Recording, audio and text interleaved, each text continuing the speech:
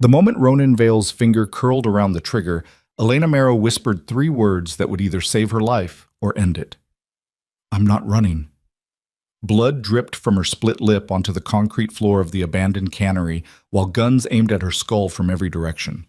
The most dangerous man in Sicily had 90 seconds to choose between the woman he loved and the empire he'd built on corpses.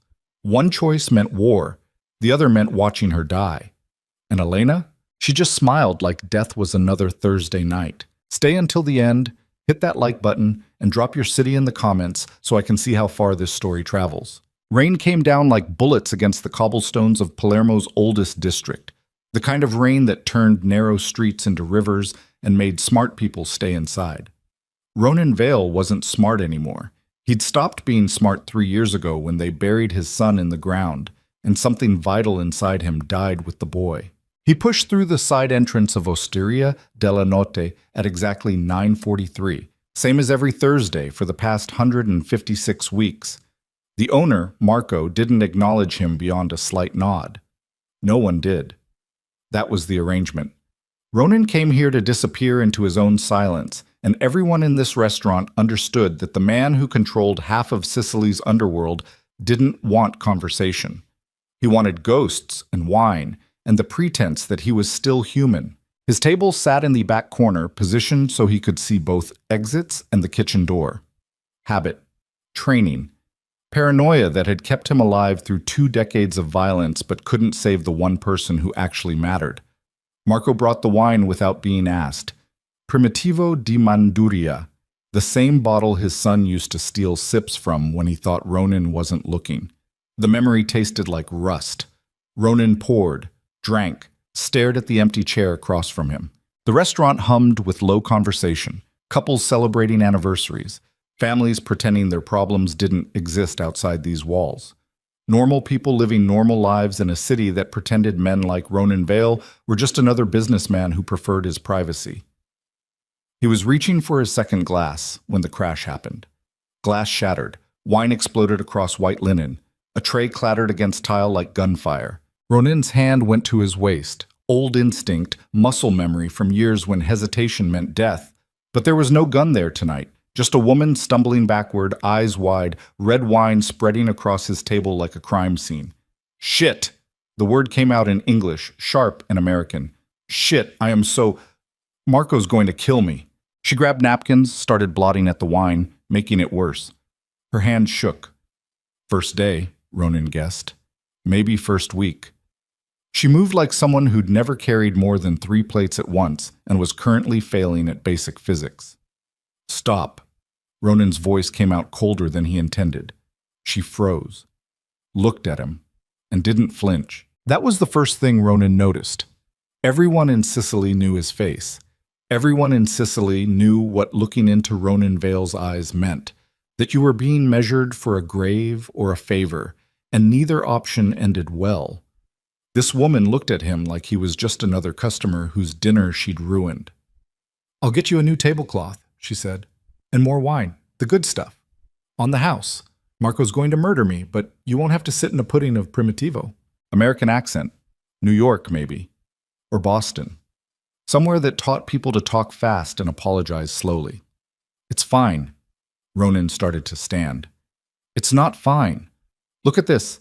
She gestured at the disaster zone that used to be his table. "This looks like someone committed a wine homicide. Sit, please. I'll fix it." She didn't wait for permission, just started clearing plates with the efficiency of someone who'd worked 100 restaurant jobs before this one. Quick hands, nervous energy, a silver ring on her thumb that caught the candlelight. Marco appeared from the kitchen looking like he wanted to commit actual homicide. "Signorina Marrow, itto icho. I know. I'm a walking disaster, but I'm fixing it, see? Already fixing it." She balanced the disaster tray on one hip and somehow didn't drop it again. 5 minutes, and this table will look better than new." Marco's eyes cut to Ronan, apology already forming.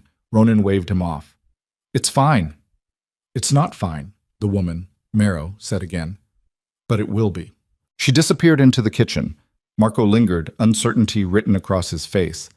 In 3 years, Ronan had never allowed anyone to interrupt his Thursday ritual. never tolerated disruption. The protocol was silence, solitude, and enough wine to make the memories blur. "She's new," Marco said quietly. "American. Temporary worker. I can move you to another table." "No." Marco blinked.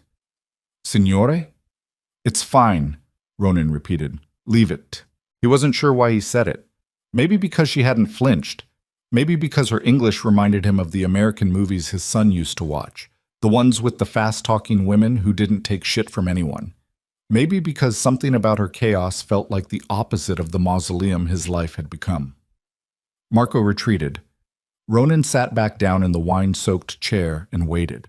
She returned 7 minutes later with a fresh tablecloth, new wine, and a plate of arancini that hadn't been part of his original order.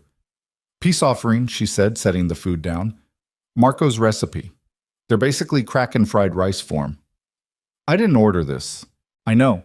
I'm bribing you not to get me fired." She finished spreading the tablecloth with surprising precision, then poured his wine with the careful attention of someone who'd watched YouTube videos on proper service technique. "I really need this job. Like, desperately need this job.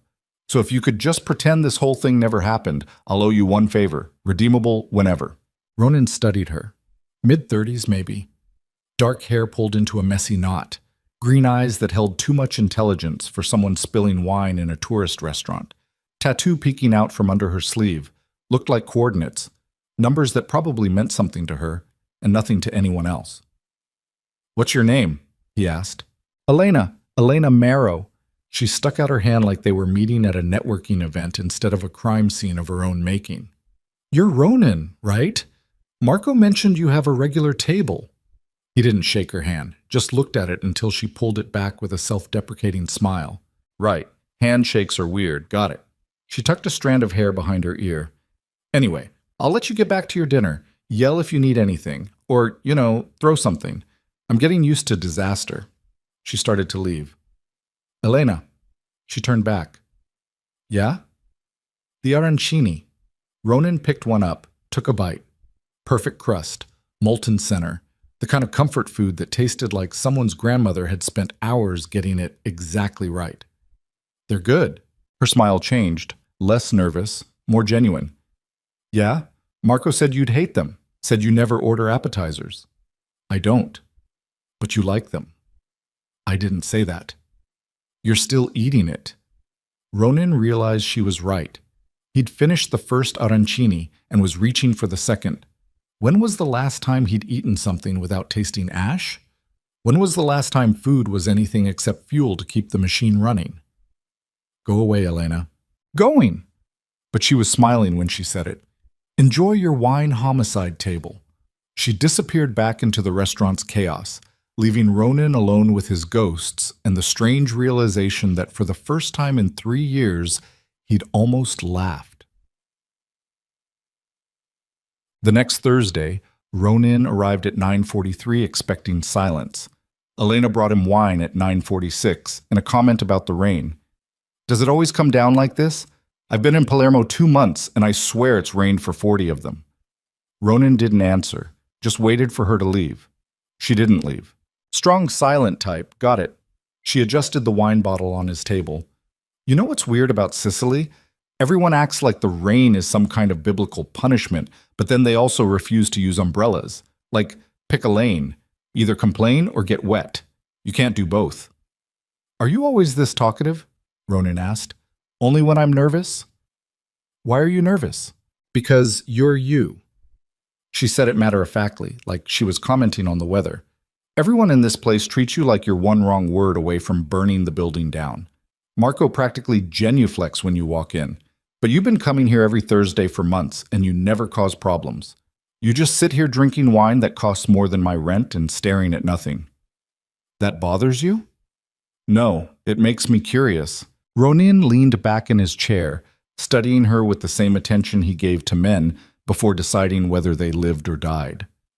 Elena Marrow didn't look away, didn't fidget, just met his eyes with something that might have been curiosity or might have been stupidity. The line was thin. "Curiosity is dangerous," he said. "So is working at a restaurant where half the customers are probably connected to something illegal And the other half are tourists who don't tip. She shrugged. I've survived worse. Have you? It wasn't a question. Elena heard it anyway. Yeah. Something flickered across her face, too fast to name. I've survived worse. She left before Ronan could ask what that meant. But the question stayed with him through the rest of dinner, through the drive home to his empty villa on the hillside, through the hours of paperwork and phone calls that kept his empire running. Elena Marrow was either very brave or very stupid. Ronan couldn't decide which. But by the third Thursday, it became routine. Elena brought wine, made comments about the weather, the food, the strange opera music Marco played after 10 p.m. Ronan responded with silence or single-word answers that should have discouraged conversation. It didn't discourage her. You ever notice how everyone in this city acts like food is a competitive sport? She asked, refilling his glass. I mentioned I liked the carbonara at the place down the street, and Marco looked at me like I'd insulted his entire bloodline. Carbonara. It's pasta and eggs. How controversial can it be? Very, Ronan said. Finally, he speaks. Elena grinned. See, you do have opinions. I have many opinions. Name 3. Why? Because I've been serving you wine for 3 weeks, and all I know about you is that you like Primitivo, you hate small talk, and every Thursday you sit here looking like you're attending your own funeral. She pulled out the chair across from him, the empty chair, the one no one ever sat in, and dropped into it without asking permission. So, 3 opinions. Go. Ronan should have told her to leave, should have reminded her that this table, this night, this ritual was his alone. Should have done what he did to everyone else who tried to get too close. Shut them out with silence or threats, or the kind of cold violence that made people remember why his name carried weight. Instead, he said, Carbonara doesn't belong in Sicily. Elena's eyebrows shot up. Excuse me? It's Roman. The place down the street is run by transplants from Lazio who don't understand that Sicilian cuisine doesn't need cream or bacon or whatever bastardized version they're serving to tourists. Okay, that's 1. 2 more. Opera after 10 p.m. is excessive. Agreed. It makes me feel like I'm working in a funeral home. Last one. Ronan looked at her. Really looked at her. The way her fingers drummed against the table like she couldn't sit still. The way her smile was just crooked enough to suggest she knew exactly how inappropriate this conversation was and didn't care. The way she'd claimed that empty chair like it had been waiting for her all along. You should stop sitting with customers who don't want company, he said. Is that what you want? No company? Yes. Liar. The word hung between them. Dangerous. True. Ronan felt something crack inside his chest, some calcified piece of grief that had been holding him together through sheer force of habit. Elena saw it happen. He could tell by the way her expression softened, just slightly, like she understood what it cost him to admit that the loneliness was worse than the wine. I'm going back to work, she said quietly. But I'm leaving the bottle. And next Thursday, if you want company, I'll take my break at 9:45. If you don't, I'll leave you alone. She stood up, started to walk away. Elena? She turned. What brought you to Sicily? Ronan asked. She smiled, sad and real. I'm really good at running away from things. Palermo felt far enough. Then she was gone, and Ronan sat alone at his table, staring at the empty chair, wondering when it had started feeling empty instead of sacred. Right. The 4th Thursday, Elena took her break at 9:45. Ronan pretended he hadn't been watching the clock. She sat down across from him with her own glass of wine, cheap stuff, probably whatever Marco let the staff drink after service, and said, Tell me about the worst meal you ever had. Why? Because I've been telling you stories about terrible American diners and gas station sushi for 20 minutes, and you haven't contributed anything except judgment. She took a sip. So, worst meal. Go. Ronan thought about deflecting, about maintaining the walls he'd built around every conversation, every interaction, every moment that threatened to make him feel something other than the comfortable numbness of grief. Instead, he said, My son made scrambled eggs when he was 12. Burned them so badly the smoke alarm went off. He was so proud of himself, made me eat the entire plate. Elena went very still. Your son. He's dead. I'm sorry. Don't be. Ronan drank. He made terrible eggs. It should have been a conversation ender. Should have sent Elena running back to the safety of small talk or nervous silence. Instead, she leaned forward, elbows on the table, and said, "What was his name?" "Luca." "Did he look like you?" "No, he looked like his mother, thank God." "Where is she?" "Dead. Cancer. Years before Luca." Elena nodded slowly. Didn't offer platitudes or sympathy or any of the useless words people deployed when they didn't know what to say about grief. Just sat there, present, listening. "How did Luca die?" she asked finally. Ronan almost lied, almost deflected, almost ended this conversation the way he ended everything that got too close to the truth. But something about Elena's eyes, about the way she'd claimed that empty chair like she belonged there, made him tell the truth. "Someone tried to kill me, put a bomb in my car. Luca was supposed to be at school, but he cut class to surprise me. Brought my favorite lunch. He was standing next to the car when it exploded." The words came out flat, clinical, like he was reporting on someone else's tragedy instead of the moment his entire world turned to ash and screaming. Elena closed her eyes, breathed, opened them again. "That's why you sit here every Thursday," she said. "Same table, same wine, same silence. It was our ritual, Luca and I. Every Thursday, dinner together. After he died, I kept coming. Thought it would feel like I was still honoring him. Instead, it just feels like I'm haunting my own life." "You are." Ronan looked up sharply. Elena met his eyes without backing down. "You're haunting your own life, Ronan. Sitting here every week like you can bring him back if you just perform the ritual perfectly enough. But he's not coming back. And you're not living. You're just existing in the space between alive and dead. You don't know anything about it." "You're right. I don't." She finished her wine, stood up. "But I know what it looks like when someone's running away. And I know what it looks like when someone's standing still for the same reason. They're both just different ways of being scared." She walked away before Ronan could respond. He sat there, alone again, staring at the empty chair. And for the first time in 3 years, he wondered if Elena Marrow was right. Tosam. The 5th Thursday, Ronan arrived early. Elena noticed. He could tell by the way her eyes tracked him across the restaurant, by the slight smile that tugged at her mouth when he sat down at 9:35 instead of 9:43. She brought wine at 9:40 but didn't sit down. "Breaks at 9:45, she said. "You're early." "I know. You waiting for someone?" "Maybe." Her smile widened. "Good answer." When she came back at 9:45, she had 2 glasses and a plate of cannoli that definitely wasn't on the menu. "Stolen goods," she announced, sitting down. "Marco's secret stash. If he asks, you don't know anything." Ronan took one. Bit down. Ricotta filling so perfect it should have been illegal. "You're corrupting me," he said. "Someone has to." Elena ate her own cannoli with zero elegance, getting powdered sugar on her chin. "You're too serious. Life's too short for all this brooding." "Easy for you to say." "Is it?" She wiped her chin. "My parents died in a car crash when I was 19. I spent the next 15 years moving from city to city because staying anywhere longer than 6 months made me feel like I was suffocating.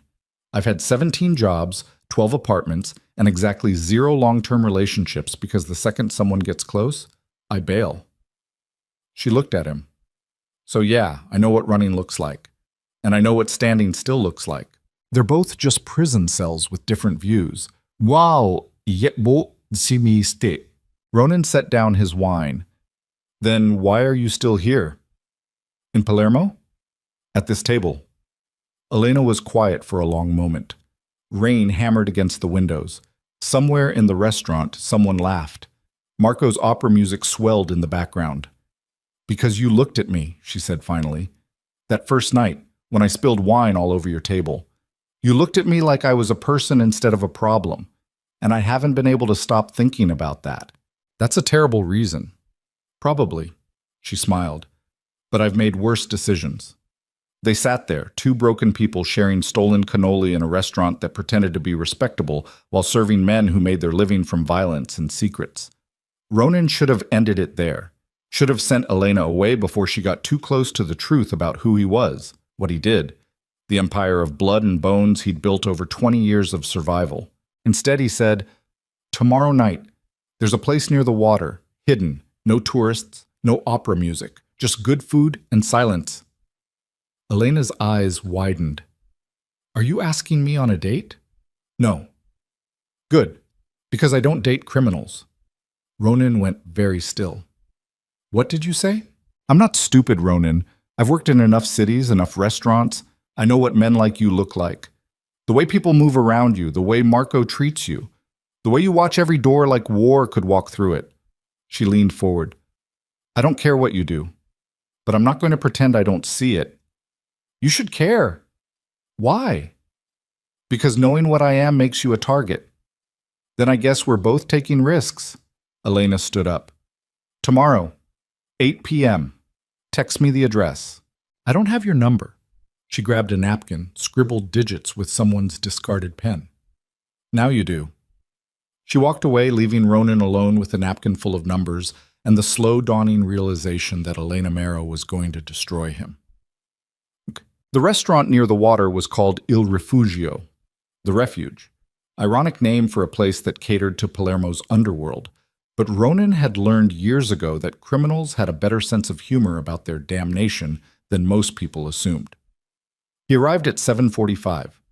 Elena showed up at exactly 8, wearing a dress that suggested she owned more than server uniforms and jeans. "You're staring," she said. "You're late." "I'm exactly on time. You're early." She slid into the booth across from him. "Does that make you nervous? Being predictable?" "Nothing makes me nervous." "Liar." The waiter appeared. Ronan ordered in rapid Sicilian. Elena just watched, amused. "What did you order for me?" she asked when the waiter left. "You'll see." "Control freak." "Absolutely." She laughed. Real laughter, the kind that made her eyes crinkle at the corners. Ronan realized he'd been cataloging every expression, every gesture, storing them away like they were intelligence on an enemy target instead of just a woman. A strange, fearless American woman who should have run the second she figured out what he was. The food came. Swordfish caught that morning, grilled with lemon and wild herbs. Pasta with sea urchin that tasted like the ocean in summer. Wine so good it made Ronan's Thursday ritual primitivo taste like gasoline. Elena ate like she did everything else. Fully present, completely engaged, no pretense. "Okay," she said finally. "This is the best meal I've ever had. You win. I'm officially corrupted." "Told you. But now you have to answer a question." "Do I?" "Yep. That's the price of corrupting me with amazing food." She set down her fork. "Why did you really ask me here? And don't say it's not a date. This is absolutely a date." Ronan could have lied, could have deflected, could have maintained the walls. Instead, because for 3 years I've been sitting in that restaurant waiting to feel something other than numb. And then you crashed into my table with spilled wine and terrible jokes, and you made me feel something. "What did you feel?" "Annoyed." Elena threw a piece of bread at him. "Asshole." "Then interested. Then alive."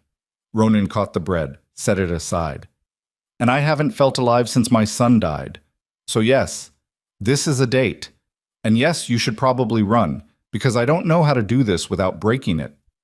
Elena reached across the table, took his hand. Her palm was warm, calloused from restaurant work. "I'm really good at running," she said, "but I'm tired of it. So maybe we both try something different." "Like what?" "Like staying." They finished dinner, walked along the waterfront while rain threatened but never fell. Talked about nothing and everything. Her childhood in Boston, his years building an empire, the strange intersection of violence and grief, and the desperate human need to feel something real. At midnight, Ronan drove her home to the small apartment she shared with 2 other restaurant workers. "This was nice," Elena said. "Dangerous, probably stupid, but nice. We could do it again." "Yeah? If you want." Elena leaned across the car, kissed him, quick, soft, tasting like wine and lemon. "I want," she said. Then she was gone, disappearing into her building, leaving Ronan alone in his car with the ghost of her kiss still burning on his mouth. He should have driven away, should have let it end there, one perfect night, one moment of feeling alive, then back to the safety of numbness and ritual. Instead, Ronan pulled out his phone, sent a text to his head of security. Full background check. Elena Mero, American, working at Osteria della Notte. I want everything. The response came 90 seconds later. Already done, boss. Clean, no criminal record, no outstanding warrants, no connections to any organization, just a woman who moves around a lot. Ronan stared at the message, then deleted it. Because if he was going to let Elena Mero into his life, he needed to trust her without surveillance, without control, without the paranoia that had kept him alive but alone. It was the first genuinely stupid decision he'd made in 3 years. And somewhere in the back of his mind, Ronan knew it was going to cost him everything. 3 weeks changed everything and nothing. Ronan kept seeing Elena. Thursday nights at Osteria della Notte became Friday dinners at hidden restaurants, became Saturday walks through Palermo's maze of ancient streets, became Sunday mornings when she'd show up at his villa with coffee and that crooked smile that made his chest ache. He didn't tell her about the bodies, didn't mention the shipment from Marseille that needed inspection, or the territorial dispute brewing with the Corsicans over port access. Kept his two lives separate, like a man trying to hold water in cupped hands, knowing the whole time it was going to spill through his fingers. Elena didn't ask. That was the strange part. She'd told him she knew what he was, but she never pressed for details. Never asked about the phone calls he took at odd hours, or the way his security team materialized whenever they went anywhere public. Just accepted it, like other women accepted boring jobs or bad weather. It couldn't last. 4 weeks in, Ronan's lieutenant Dante showed up at the villa at 6 in the morning with blood on his knuckles and a problem that needed immediate attention. Elena was still asleep upstairs. They met in Ronan's office, door closed, voices low. Corsicans hit the warehouse on Via Roma last night, Dante said. Burned half the inventory, killed 2 of our guys, left a message. What message? Dante pulled out his phone, showed Ronan a photo that made his blood turn to ice. Spray painted across the warehouse wall in letters 3 feet tall, Your American whore dies next. Ronan's hand tightened around the phone, hard enough the screen cracked. When? His voice came out quiet, deadly. Sometime between midnight and 4 a.m. Security was neutralized. Clean job. Professional. Dante paused. They know about her, boss. They've been watching. How long? At least 2 weeks, maybe longer. We found surveillance photos in the warehouse. Her leaving your villa, her at the restaurant, her walking through the market yesterday. Ronan stood up, walked to the window, stared out at the Mediterranean burning gold in the early light. Elena was a target now. Because of him. Because he'd been selfish enough to want something other than the endless cycle of violence and grief. Because for a few stolen weeks, he'd believed he could have both. The empire and the woman, the power and the peace. Stupid, naive, dangerous. Double her security, Ronan said. Invisible coverage, she doesn't know they're there. Boss, she doesn't know, Quito. Dante shifted his weight. With respect, that's a mistake. She should know what she's walking into. She already knows what I am. Knowing and living it are different things. Dante's voice went careful. If the Corsicans are targeting her, this isn't going to be subtle. She needs to understand the risk. I'll handle it. Will you? Because from where I'm standing, you're trying to protect her from the truth instead of preparing her for war. Dante met his eyes. And that's going to get her killed. Ronan turned around slowly. Are you questioning me? I'm telling you what you need to hear. That woman upstairs? She's a civilian. She doesn't belong in this world. And every day you keep her close, you paint a bigger target on her back. Get out. Boss, I said get out. Dante left. Ronan stood alone in his office, staring at the photo of spray-painted threats, and wondering how long he had before everything he'd built came crashing down. Elena found him still standing there 20 minutes later. You're up early, she said, padding into the office barefoot, wearing one of his shirts. Or did you never go to sleep? Work. Must be some work. You look like you want to kill someone. I always look like that. No, usually you look like you're thinking about killing someone. This is different. She walked over, wrapped her arms around him from behind. Want to talk about it? No. Want me to make coffee and pretend I didn't see the blood on your friend's knuckles when he left? Ronan went rigid. You saw Dante? I was getting water. He walked right past me, didn't even notice. Elena rested her cheek against his back. So, bad night? You could say that. People die? The question was so casual it took Ronan a second to process it, like she was asking about the weather instead of murder. Yes, he said carefully. Your people or theirs? Mine. I'm sorry. She squeezed tighter. That why you look like you're planning a war? Elena, I'm not asking for details. I don't need to know who or why or what happens next. She turned him around, looked up at him with those green eyes that saw too much. But I need to know if I should be worried. About what? About you. About whether this thing between us is making your life more complicated. About whether I'm a liability you can't afford. Ronan stared at her. This strange American woman who'd crashed into his life carrying dirty dishes and refused to leave even when she figured out what he was. Who slept in his bed and drank his coffee and never once asked him to be anything other than exactly what he was. He should have told her the truth. Should have shown her the photo, explained the threat, given her the choice to run while she still could.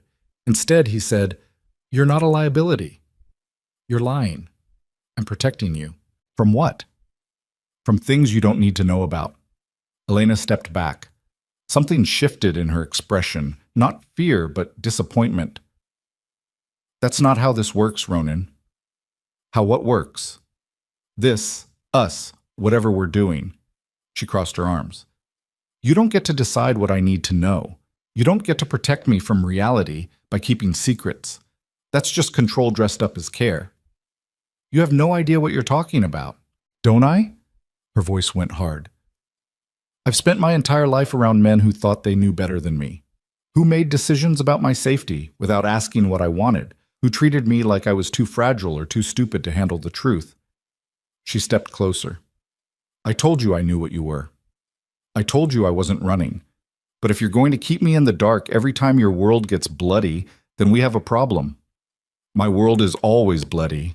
Then I guess you better start talking. They stared at each other. Rain started falling outside, tapping against the windows like impatient fingers. Ronan could feel the moment fracturing, could feel the choice forming. Tell her everything and watch her run, or keep lying and watch her leave anyway. He chose truth. The Corsicans burned one of my warehouses last night, killed 2 of my men, left a message saying you're next. Elena went very still. Me? They've been watching you, taking photos. They know you're important to me. Ronan's jaw tightened. Which makes you a target. How long have you known? 20 minutes? And you were going to tell me when? I don't know. Never, maybe. I was going to put security on you and hope you never noticed. Jesus Christ, Ronan. Elena laughed, sharp and bitter. You were going to have me followed without my consent? Without even warning me someone wanted me dead? I was trying to keep you safe. No, you were trying to control the situation. There's a difference. She grabbed her jeans from the chair, started getting dressed with angry, efficient movements. I need to go. Elena, shh. Don't. Just don't. She pulled on her shirt. I need to think. It's not safe for you to leave. And staying here with someone who treats me like a problem to manage instead of a person is? She grabbed her bag. I'll take my chances. Ronan moved to block the door. I can't let you go.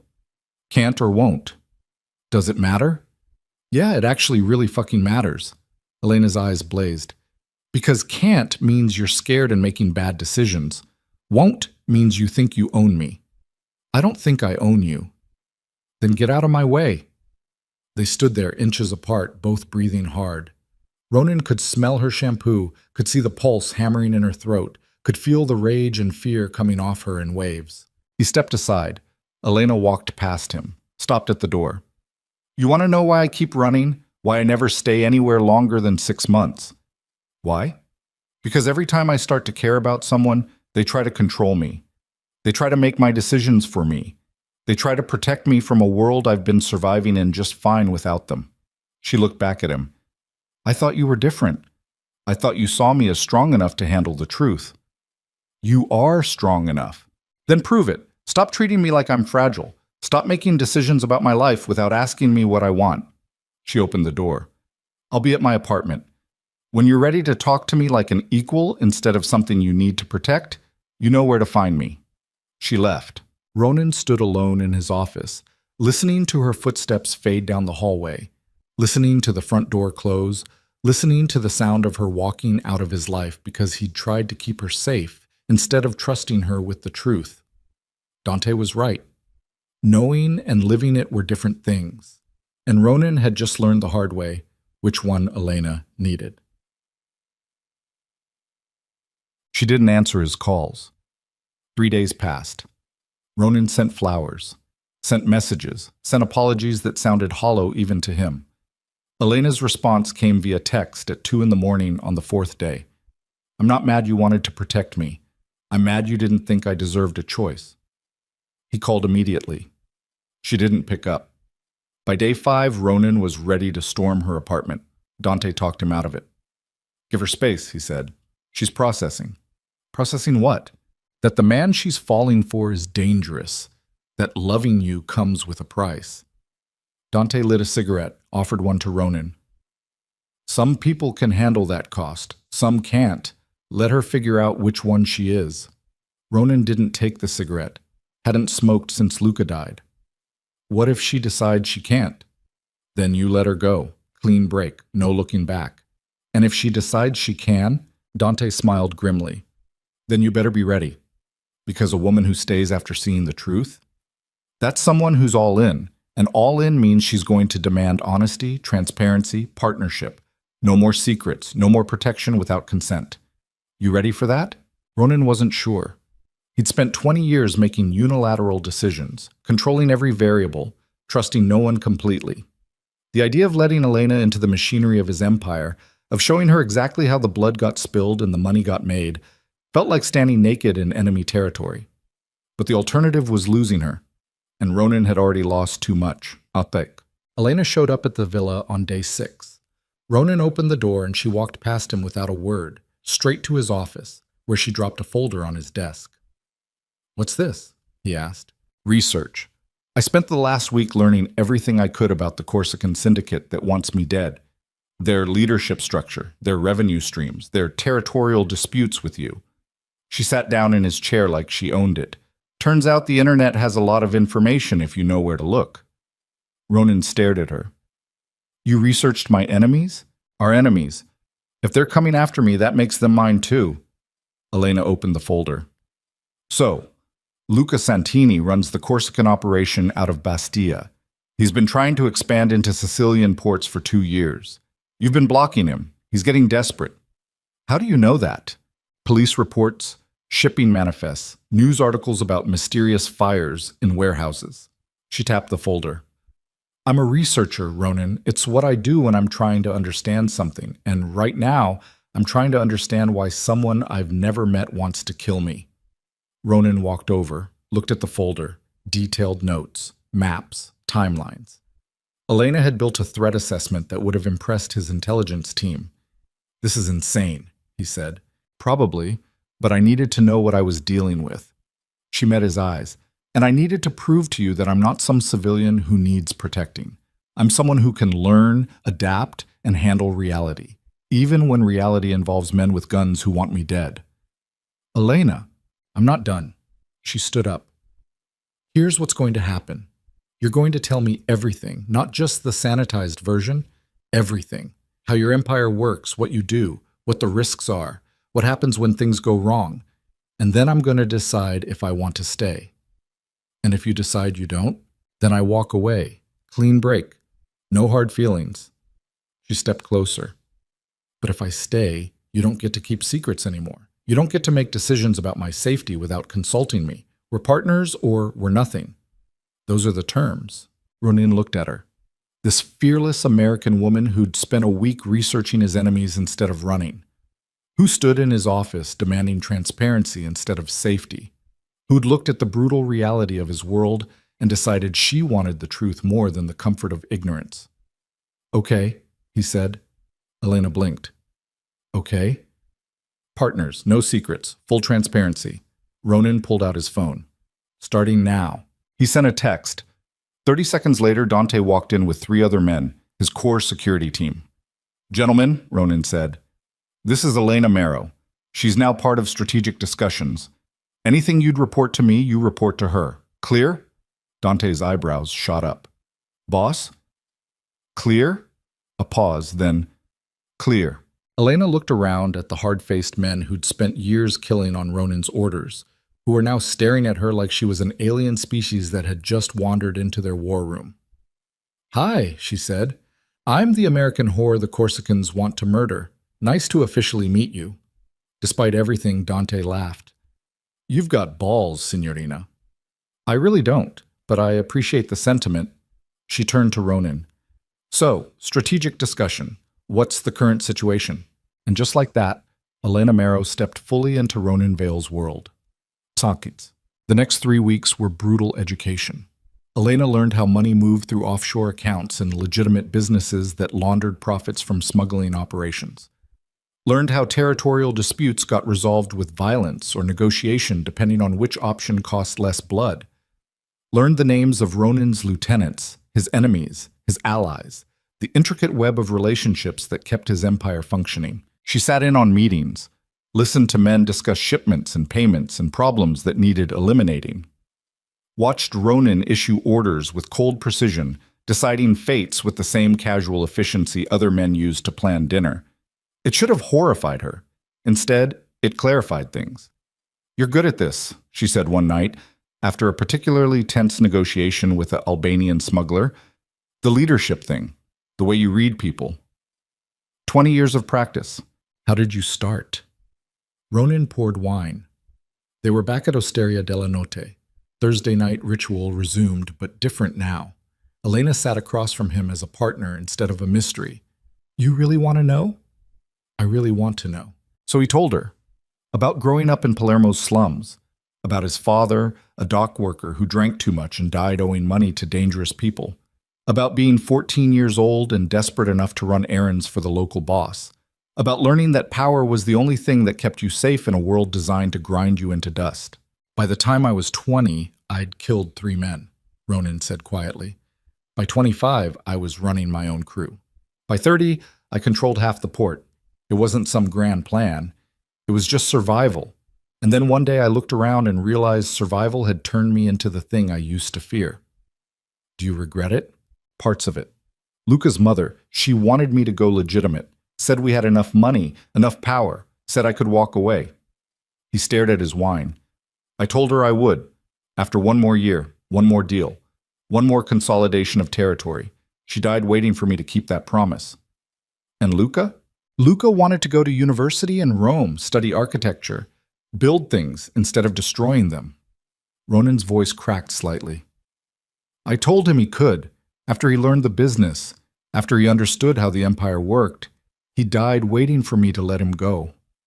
Elena reached across the table, took his hand. "You can't change the past," she said, "but you can change what you do next. Can I? Because right now all I see is history repeating. The Corsicans want you dead. My enemies want leverage. And every day you stay with me, the target on your back gets bigger. So what do you want to do? Send me away? Lock me in a fortress? Pretend we never met? I want you safe." "I am safe. I have a small army following me everywhere I go. I have access to intelligence about threats before they materialize. I have you." Elena squeezed his hand. "But if you want me gone, just say it. Don't hide behind protection. Be honest."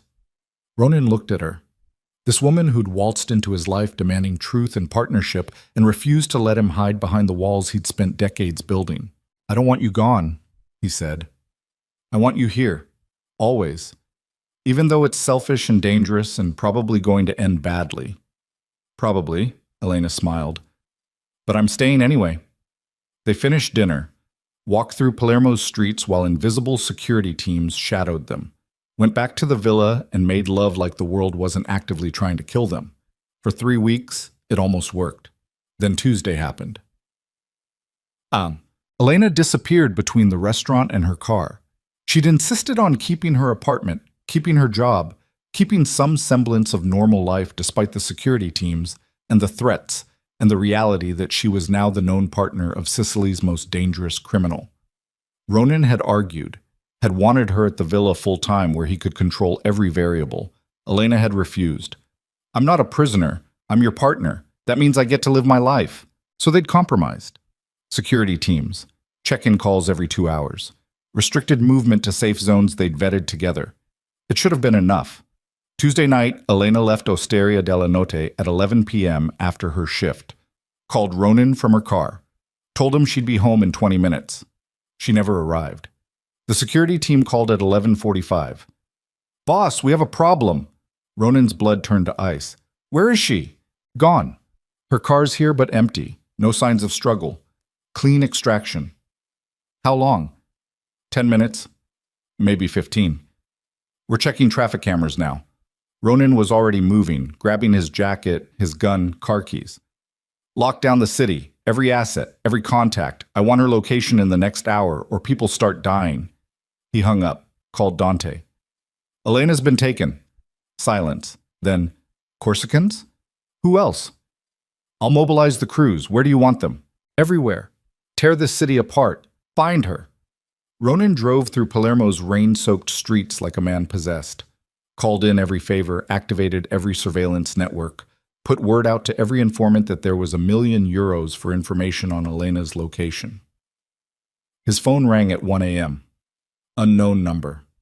Ronan answered. "Buonasera, Signor Val." The voice was smooth, accented, Corsican. "I believe we have something that belongs to you." "Where is she?" "Safe. For now. Unharmed. For now." A pause. But that status can change very quickly depending on how this conversation goes. Ronan forced himself to breathe, to think, to not let rage cloud judgment. "What do you want?" "Straight to business. I appreciate that." The voice chuckled. "I want 3 things, Signor Val. First, the shipments you've been blocking from entering Palermo's port. Full access. No interference. Done. Second, compensation for the warehouses you destroyed last year in Bastia. €10,000,000. Done. And third, the voice went cold. I want you to understand what it feels like to lose someone you love. So here's what's going to happen. You're going to bring the money and sign over the port access. And then you're going to watch me put a bullet in your American whore's head. Because men like you don't get happy endings, Signor Val. You get reminders that everything you touch turns to ash. The line went dead. Ronan stood in the middle of his villa's war room, surrounded by maps and photos and desperate men waiting for orders. For the second time in his life, he felt completely powerless. Luca's death had taught him that money couldn't buy back the dead. That power meant nothing against bombs and bad timing. Now someone was going to teach him that love made you vulnerable in ways violence never could. His phone buzzed. Text message from the unknown number. An address. An abandoned cannery by the sea, and below it, midnight. Come alone. Bring the money. Say goodbye. Ronan looked at Dante. How many men can we have in position around that location without being seen? 20, maybe 25 if we're smart about it. Get them there, sniper positions, every exit covered. I want options. Boss, if you go in there alone, I'm not going alone. I'm just going first. Ronan checked his gun, loaded, holstered. And when I give the signal, I want every Corsican in that building dead within 30 seconds. Dante nodded, started making calls. Ronan stood alone for a moment, staring at the address that was either going to save Elena's life or end both of theirs. Then he grabbed his keys and walked out into the rain, heading toward the abandoned cannery where war was waiting and the woman he loved was bleeding while men with guns decided whether she lived or died. The choice had been made the moment she spilled wine on his table. Now came the price. The cannery sat at the edge of Palermo's industrial wasteland like a rotting tooth. Rusted metal, broken windows, the smell of sea salt and decay mixing with rain that came down in sheets. Ronan killed his headlights 2 blocks away and approached on foot, gun pressed against his spine, €10,000,000 in unmarked bills sitting in a duffel bag that felt like it weighed 1,000 pounds. Midnight had come and gone. He was 5 minutes late. Deliberate. Men who showed up exactly on time looked desperate. Men who showed up late looked like they still had options. Ronan had no options. But they didn't need to know that. His phone buzzed. Dante. Teams in position. Snipers have visual on 3 targets inside. No clear shot on the woman yet. Ronan texted back. Hold until my signal. He walked through the cannery's main entrance. The door had been left open. Invitation or trap? Probably both. Inside, the space opened into a massive floor where fish had once been processed by the thousands. Empty now except for rusted machinery, standing water, and the echo of his footsteps against concrete. Lights hung from the ceiling, work lamps recently installed, creating harsh pools of illumination in the darkness. In the center of the largest pool stood Elena. Ronan's heart stopped. She was cable-tied to a metal chair, arms wrenched behind her back, blood running from a cut above her left eye. Her shirt was torn. Bruises bloomed across her collarbone. But her eyes were clear, focused, tracking his movement across the floor. And behind her, pressing a Beretta against her temple, stood a man Ronan recognized from intelligence photos, Luca Santini, head of the Corsican Syndicate. Mid-50s, silver hair, expensive suit that was somehow still immaculate despite the rain and the industrial decay. He smiled when Ronan entered, the kind of smile that came easy to men who'd spent their lives hurting people. Signor Val, so kind of you to join us. Santini's finger rested against the trigger with casual familiarity. I was beginning to think you didn't care about your American whore after all. Let her go. Ronan's voice came out flat, dead. You have what you want. Do I? Santini gestured with his free hand. I see a bag. I don't see proof it contains 10 million euros. Ronan dropped the duffel bag, unzipped it. Stacks of bills packed tight, rubber-banded, exactly what had been demanded. Count it if you want, Ronan said. It's all there. I believe you. You're many things, Signor Val, but sloppy isn't one of them. Santini's smile widened. Now, the port access documents?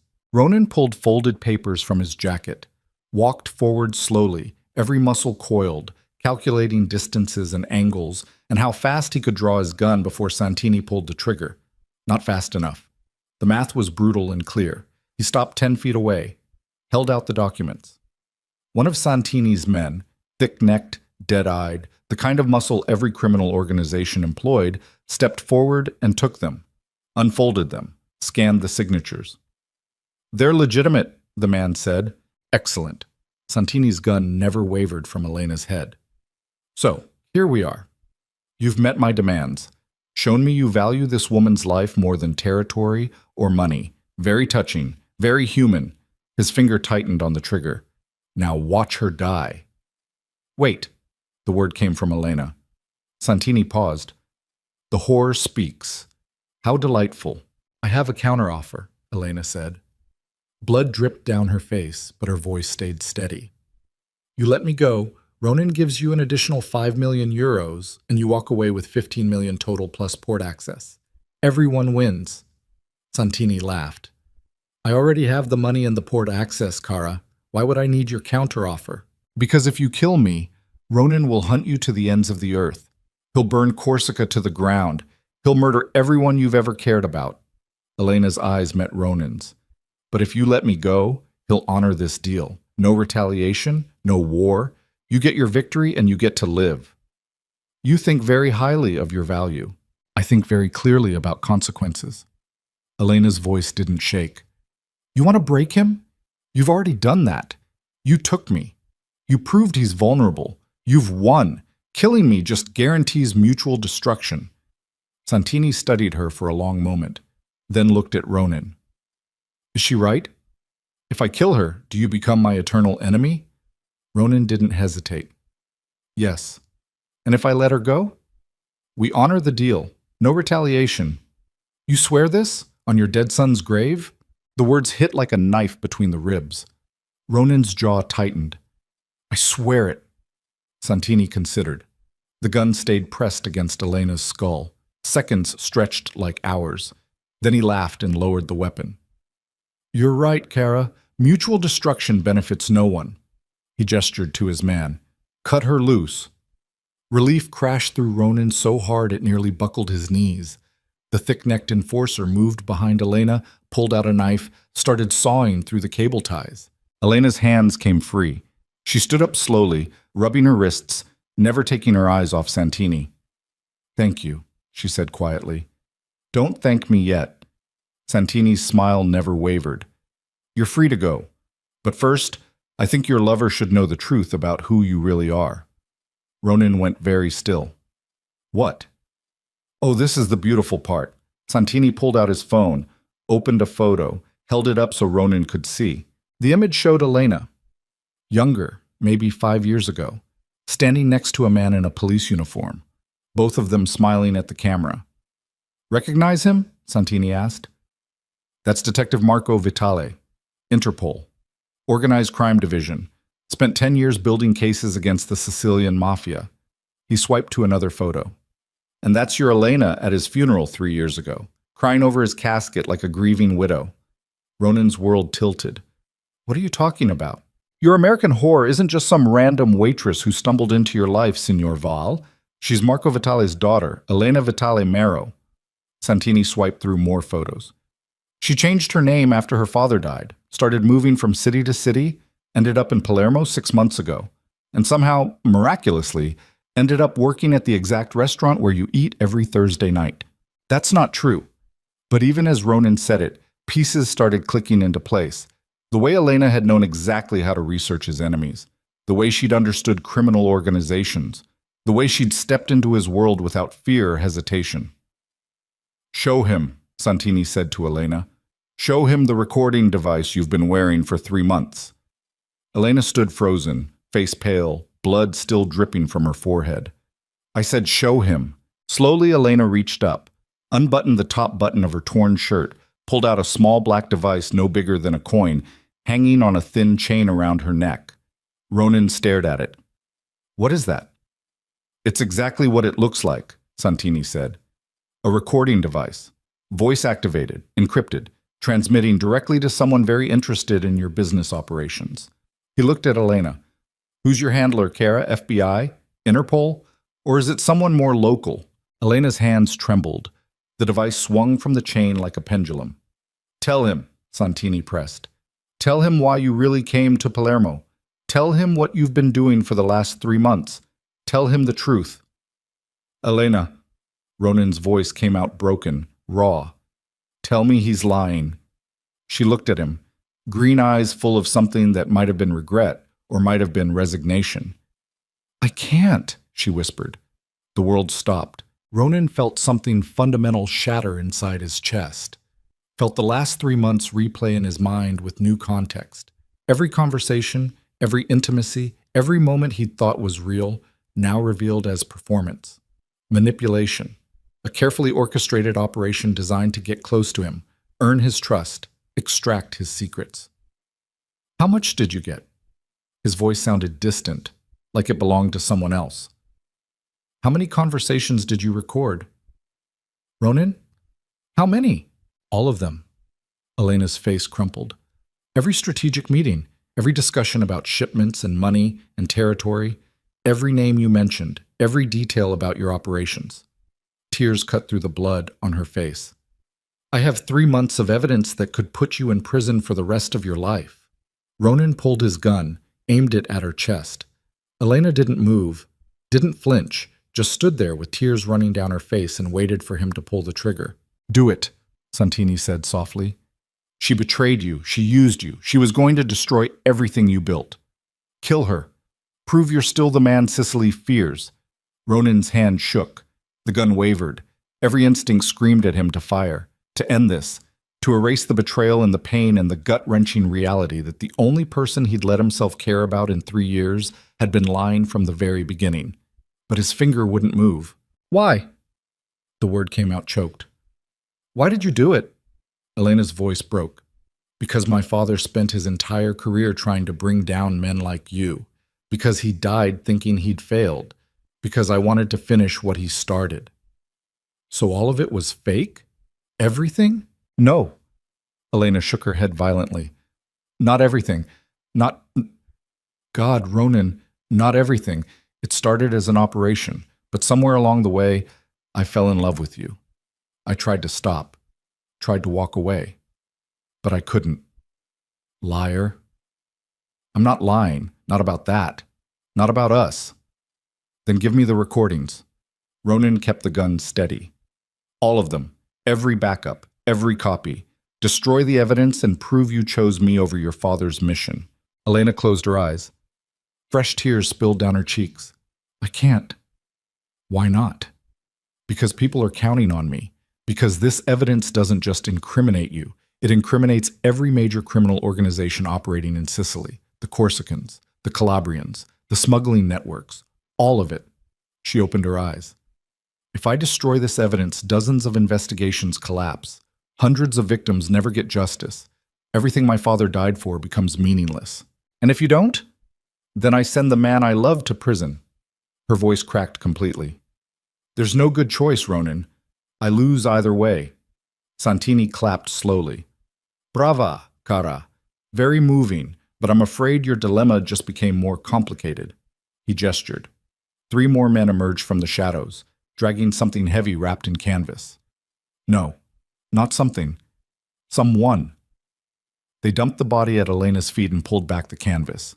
Dante's face stared up at nothing, eyes frozen open, bullet hole in his forehead. Ronan's world tilted again. What did you do? I found your sniper teams, Santini said pleasantly. All of them. Killed 7 men in the last 20 minutes. Your lieutenant put up a good fight, but ultimately he wasn't faster than a bullet. He pulled out his phone, made a call. Bring in the rest. More bodies, more canvas, more men Ronan had trusted with his life now dumped on the concrete like trash. You see, Signor Val, while you were busy having your emotional revelation, I was busy eliminating your backup plan. Santini pocketed his phone. So now you have a choice. You can shoot your lying whore and die here with her, or you can walk away, let me keep both the money and the evidence and live to fight another day. That's not a choice. That's surrender. Yes, it is. Santini's smile went cold. Welcome to losing, Signor Val. I hope you remember what it feels like. Ronan looked at Elena, at the recording device still hanging from her neck, at the woman who'd destroyed him more completely than any bullet ever could. Then he looked at the bodies. Dante. Good men who'd followed his orders into an ambush, and he understood. This wasn't about money or territory. This was about breaking him, about proving that Ronan Vale, the man Sicily feared, the kingpin who'd survived 2 decades of war, was just another man who could be brought low by trusting the wrong person. Santini had won, not with guns or bombs or superior tactics, with Elena, with love, with the one thing Ronan had sworn he'd never allow himself to feel again. I'm sorry. Elena's voice barely registered. Ronan, I'm so sorry. I never meant... Shut up. He lowered the gun. Not because he'd forgiven her, because pointing it at her hurt worse than anything else in this godforsaken warehouse. Just shut up. He turned to Santini. You keep the money, you keep the evidence, but she walks out of here alive. No. Elena grabbed his arm. Don't do this. Don't sacrifice everything for me. I don't deserve us. I said shut up. Ronan pulled away from her touch like it burned. This isn't about what you deserve. This is about me making sure I don't add one more body to the pile of people I failed to protect. How noble, Santini said. But I'm afraid that's not acceptable. You see, if I let her walk away with that evidence, she could still destroy my operations along with yours. So here's my counteroffer. She gives me the recordings right now, all copies, all backups, or I kill you both and take them from her corpse. The recordings aren't here, Elena said quickly. They're uploaded to a secure server, cloud-based, encrypted. If I don't check in every 24 hours, they automatically get sent to law enforcement. Santini's smile disappeared. You're bluffing. I'm really not. Elena pulled out her phone, showed him the screen. Some kind of application with a countdown timer. 18 hours remaining. Dead man's switch, my father taught me, always have insurance. Then disable it. I can't. Not without the encryption key, which is at a separate location. She met his eyes. So if you kill me, every criminal organization in Sicily goes down, including yours. Santini stared at her. The gun in his hand twitched. For 10 seconds, nobody moved, nobody breathed. Then Santini holstered his weapon. "You're more clever than I gave you credit for, Kara," he nodded to his men. "Let them go." "What?" One of the enforcers looked confused. "I said let them go, both of them." Santini's eyes never left Elena. "But understand this, Signorina Vitale. You and I are now in a very delicate dance. If those recordings surface, I will hunt down everyone you've ever cared about and make them beg for death. Your friends, your colleagues, anyone stupid enough to help you." He stepped closer. "And if you try to run, if you try to hide, I will find you. Do you understand?" Elena nodded. "Good." He looked at Ronan. "And you, Signor Val, our deal stands. You stay out of my territory. You honor the agreements, and in exchange, I won't immediately kill everyone you love." He gestured to the bodies on the floor. "Though I've already made a good start." Ronan said nothing, just stood there, surrounded by dead men, staring at the woman who'd destroyed him and the criminal who'd orchestrated it all. "Now get out of my sight," Santini said, "both of you, before I change my mind." Ronan turned and walked toward the exit. Didn't look back to see if Elena followed. Didn't care. His entire body felt numb, mechanical, like he was piloting a corpse through the motions of survival. Behind him, he heard Elena's footsteps. Fast, desperate. "Ronan, wait. Don't!" He kept walking. "Don't talk to me. Don't follow me. Don't exist near me. Please, just listen." He spun around so fast she stumbled backward. "Listen to what? More lies? More manipulation? You want me to understand why you did it? I don't care. You want forgiveness? You're not getting it. You want me to believe some part of it was real?" His voice cracked. "It doesn't matter if it was real. Because real or not, you still chose the mission. You still kept the recordings. You still destroyed everything." "I know." Tears streamed down her face. "I know. And I'll spend the rest of my life regretting it.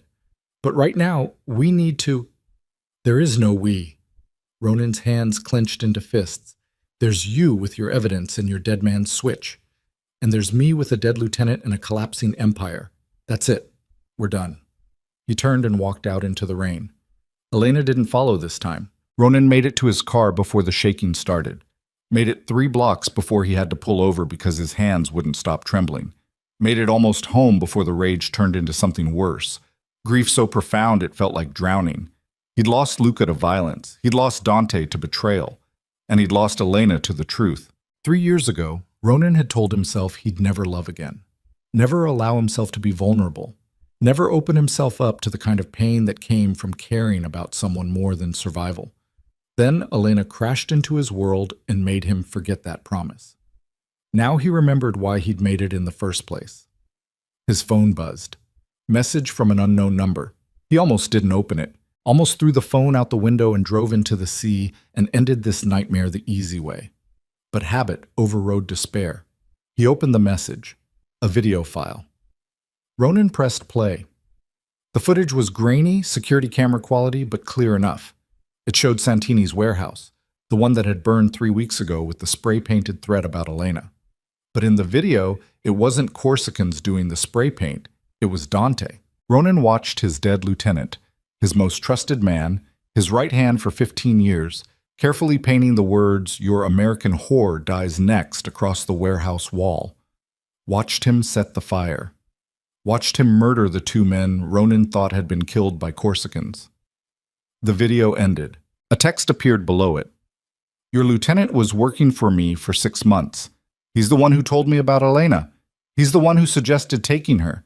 He's the one who led your men into the ambush tonight. I thought you should know before you grieve him." Santini Ronan sat in his car, rain hammering the windshield, staring at evidence that the only person he'd trusted unconditionally had been a traitor all along. Not just Elena. Dante, too. His empire wasn't just fractured, it was infiltrated, compromised at the highest levels. And he had no idea who else had betrayed him. Another message arrived. Different number. "We need to talk. There's more you don't know. Meet me at the old church on Via Cappuccini. 1 hour. Come alone. I'll explain everything." E. Ronan should have ignored it, should have driven to the villa, grabbed his remaining loyal men, and started the bloody work of rebuilding what Santini and Dante and Elena had destroyed. Instead, he started the car, and drove toward Via Cappuccini. Because the terrible truth was that even now, even after everything, some desperate part of him still wanted to hear what Elena had to say, still wanted to believe that somewhere in the wreckage of lies there had been something real. And that desperate wanting was going to destroy him more completely than any bullet ever could.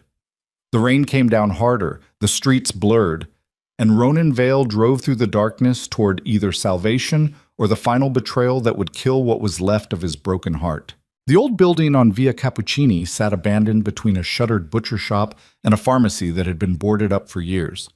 Ronan parked 2 blocks away and approached on foot, gun drawn, every nerve ending screaming that this was a trap. He didn't care. Nothing left to lose felt exactly like freedom. The entrance hung open. Inside, dust and decay and the smell of mold. Ronan's footsteps echoed off stone floors as he moved through the narrow corridor toward the main chamber. Moonlight filtered through broken, stained glass windows, casting fractured colors across empty pews and a crumbling altar. Elena stood in the center aisle, still wearing the torn shirt and blood-stained clothes from the cannery. She'd removed the recording device. It sat on the altar behind her like an offering. "You came," she said. Ronan kept his gun raised. "You have 3 minutes. Talk." Dante was working for Santini. The words came out fast, urgent. "Not for 6 months, for 2 years. He's the one who told the Corsicans about Luca." The world tilted. "What?" "Your son wasn't collateral damage, Ronan. He was the target." Elena's voice shook. "Dante told Santini where you'd be that day. Told him Luca might be with you. The bomb was meant to kill your son and break you. It worked." Ronan's finger tightened on the trigger. "You're lying." "I'm not. I have proof."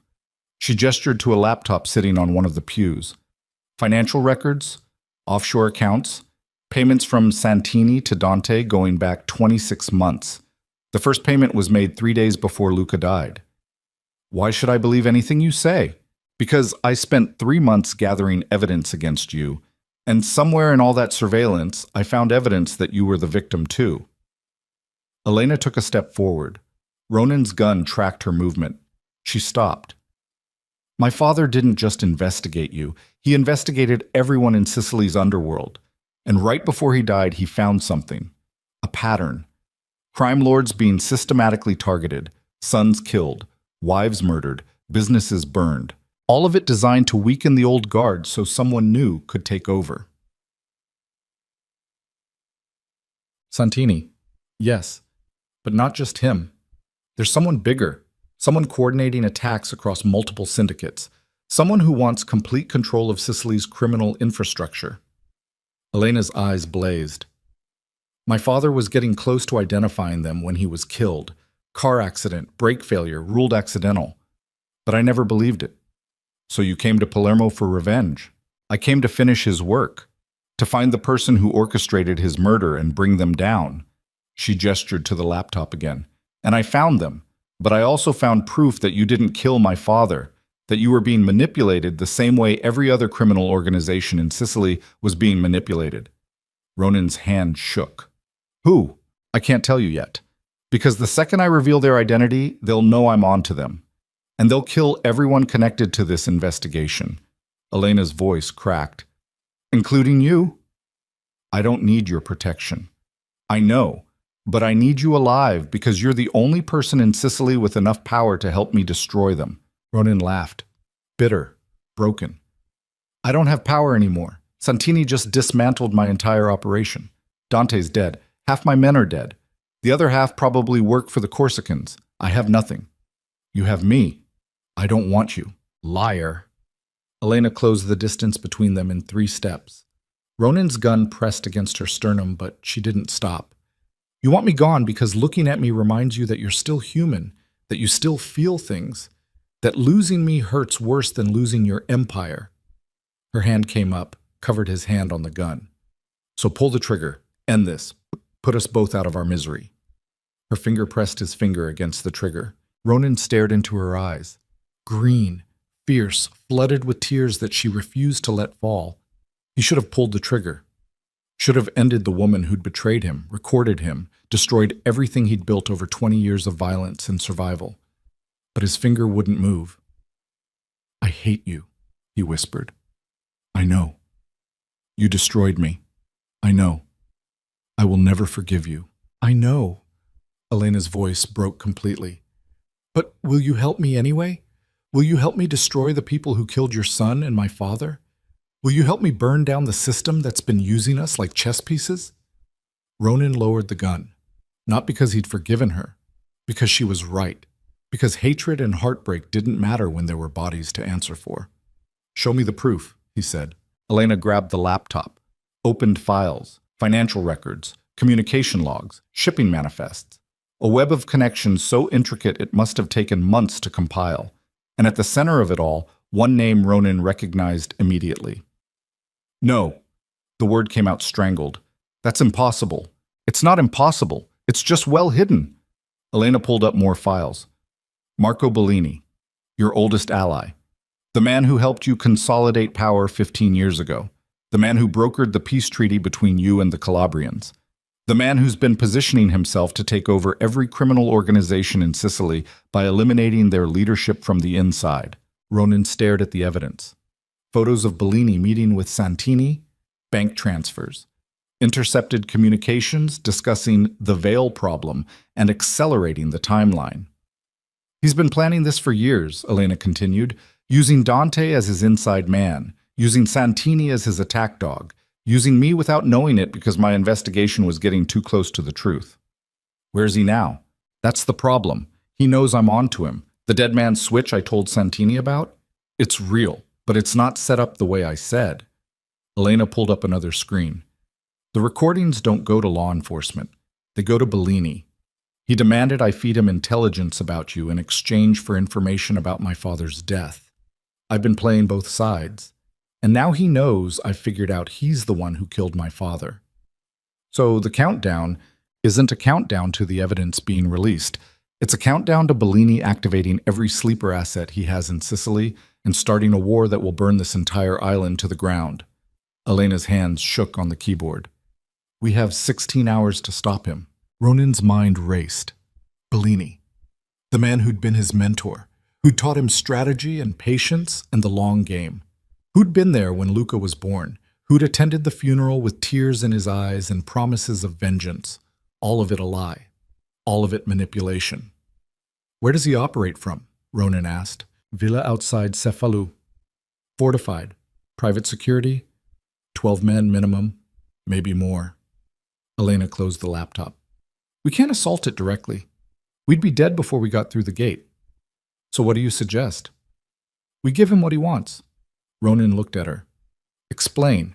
Bellini wants you dead. Wants your empire absorbed into his network. Wants me dead because I know too much. Elena met his eyes. So we give him both. We stage our deaths, make him think he's won. Then we hit him when his guard is down. That's insane. You have a better idea? Ronan didn't. His entire world had collapsed in the span of 6 hours. His lieutenant was a traitor. His oldest ally was his worst enemy. The woman he loved had been using him for evidence. Every foundation he'd built his life on had turned out to be quicksand. The only thing left was scorched earth. What do you need from me?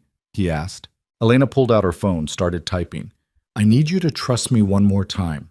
I need you to follow my lead even when it doesn't make sense. And I need you to accept that this might be a suicide mission. I'm already dead. Have been since Luca. No. You've been surviving. There's a difference. She sent the message. Now you're going to live long enough to make them pay. Her phone buzzed. Reply message. She read it and nodded. What did you just do? Ronan asked. Called in the only person who might be able to help us. Elena pocketed her phone. And hoped they don't kill us on sight. Well, the person who showed up 30 minutes later was the last human being Ronan expected to see. Chiara Andretti. Federal prosecutor, based in Rome. Built a career destroying organized crime operations across Italy. She'd tried to bring Ronan down twice in the last 5 years and failed both times because his lawyers were better and his evidence disposal was flawless. She walked into the abandoned building wearing tactical gear and carrying a pistol like she knew how to use it. Signorina Vitale, she said to Elena, your father would be proud or horrified, possibly both. You knew my father? Worked with him on 3 investigations before he died. He was a good man, obsessive, reckless, but good. Kiara's eyes cut to Ronan. And you, Ronan Vale, I've spent years trying to put you in prison. The feeling is mutual, I'm sure. She holstered her weapon. Elena sent me your evidence. If it's legitimate, Marco Bellini is the biggest criminal conspiracy case in Italian history.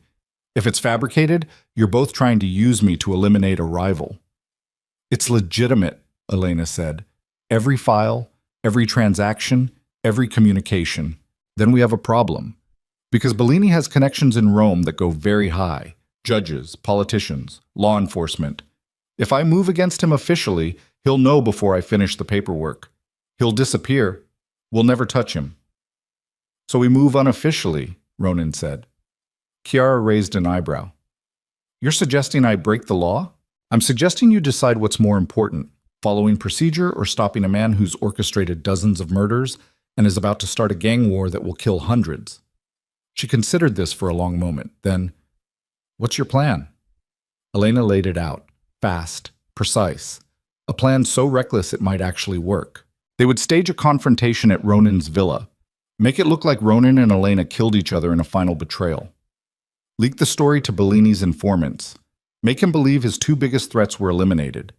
Then, while Bellini celebrated, they'd infiltrate his compound and extract him. Bring him to Chiara.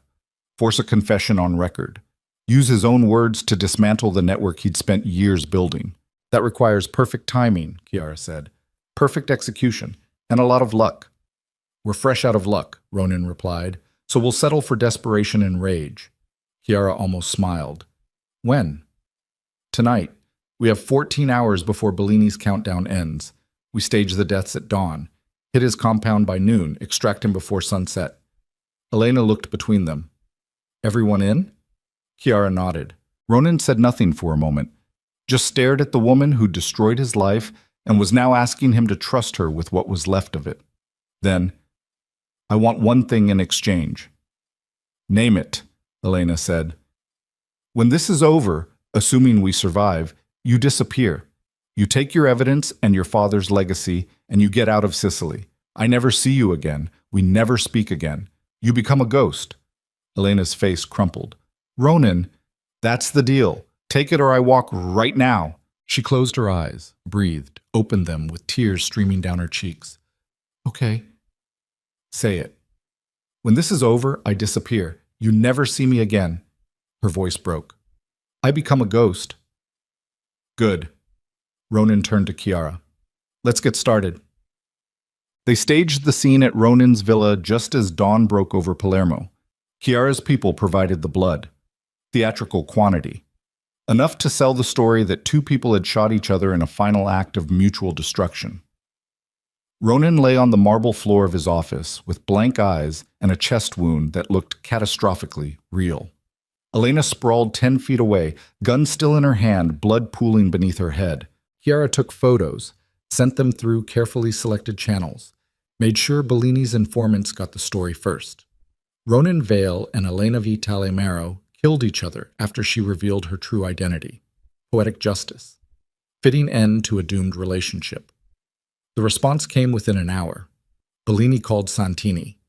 Chiara's surveillance equipment captured the entire conversation. It's done? Bellini's voice, smooth, satisfied. Both dead. I have confirmation from our people inside Vale's organization. They found the bodies this morning.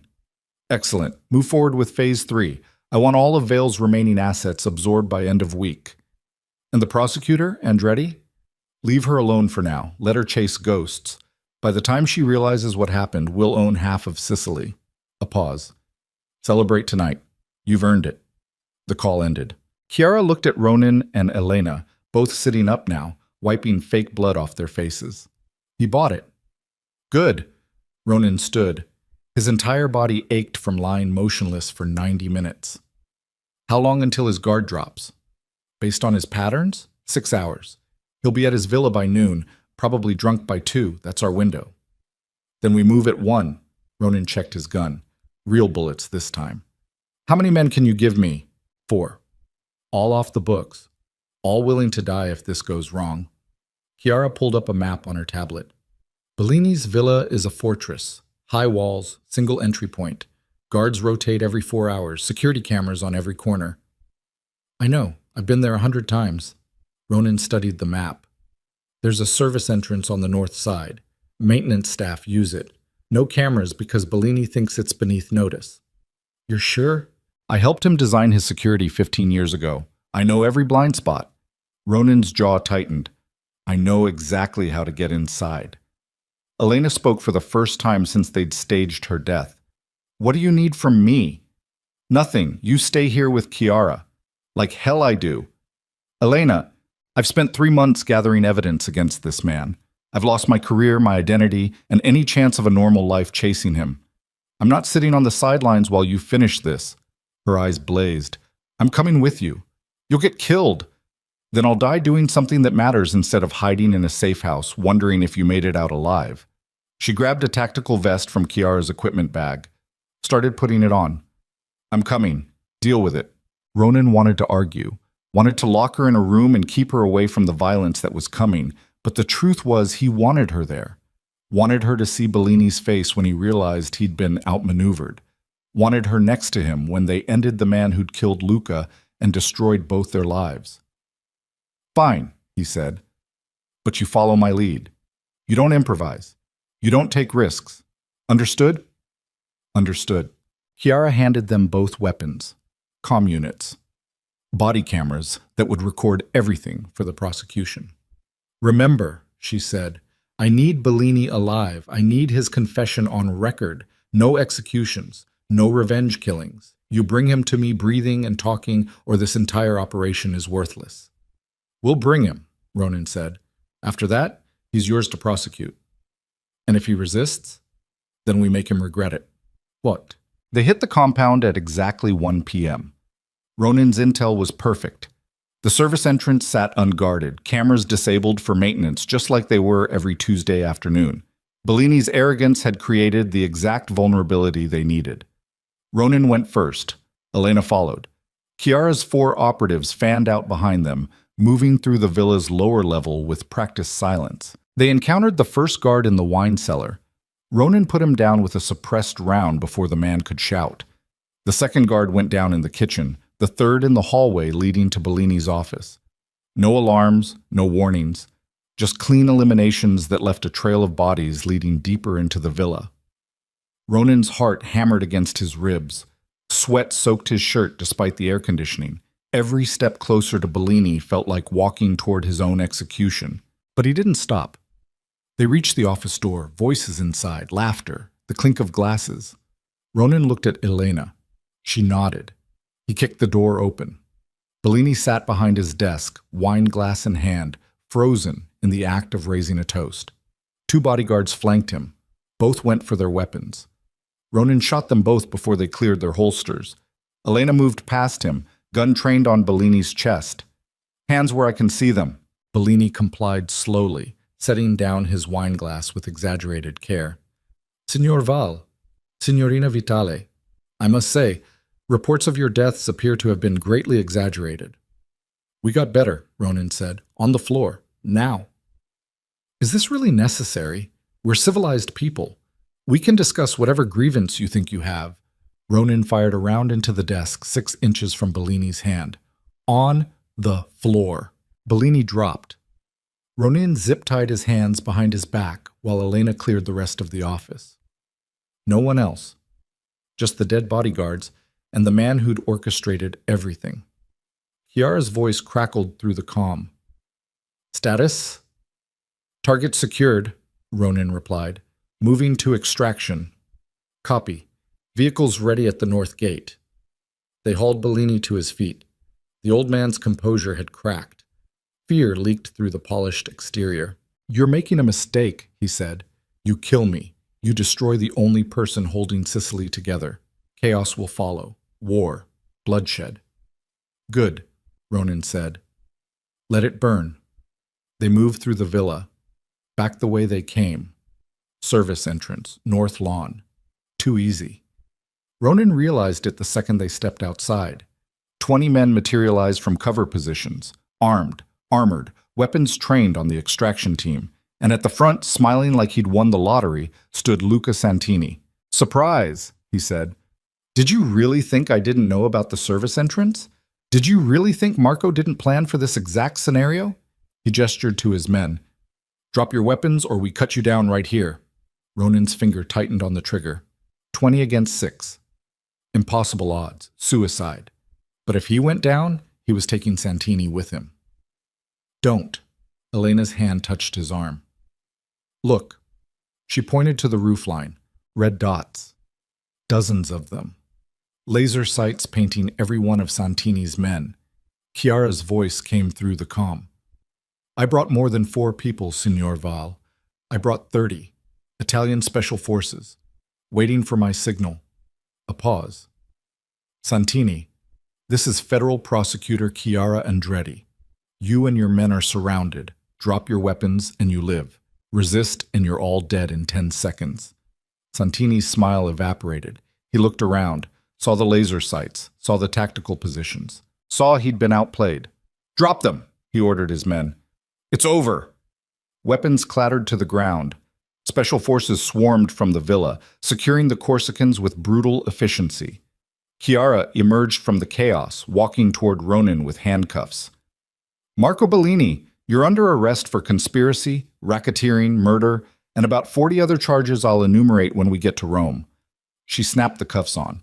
"You have the right to remain silent. I suggest you use it." Bellini just laughed, bitter, broken.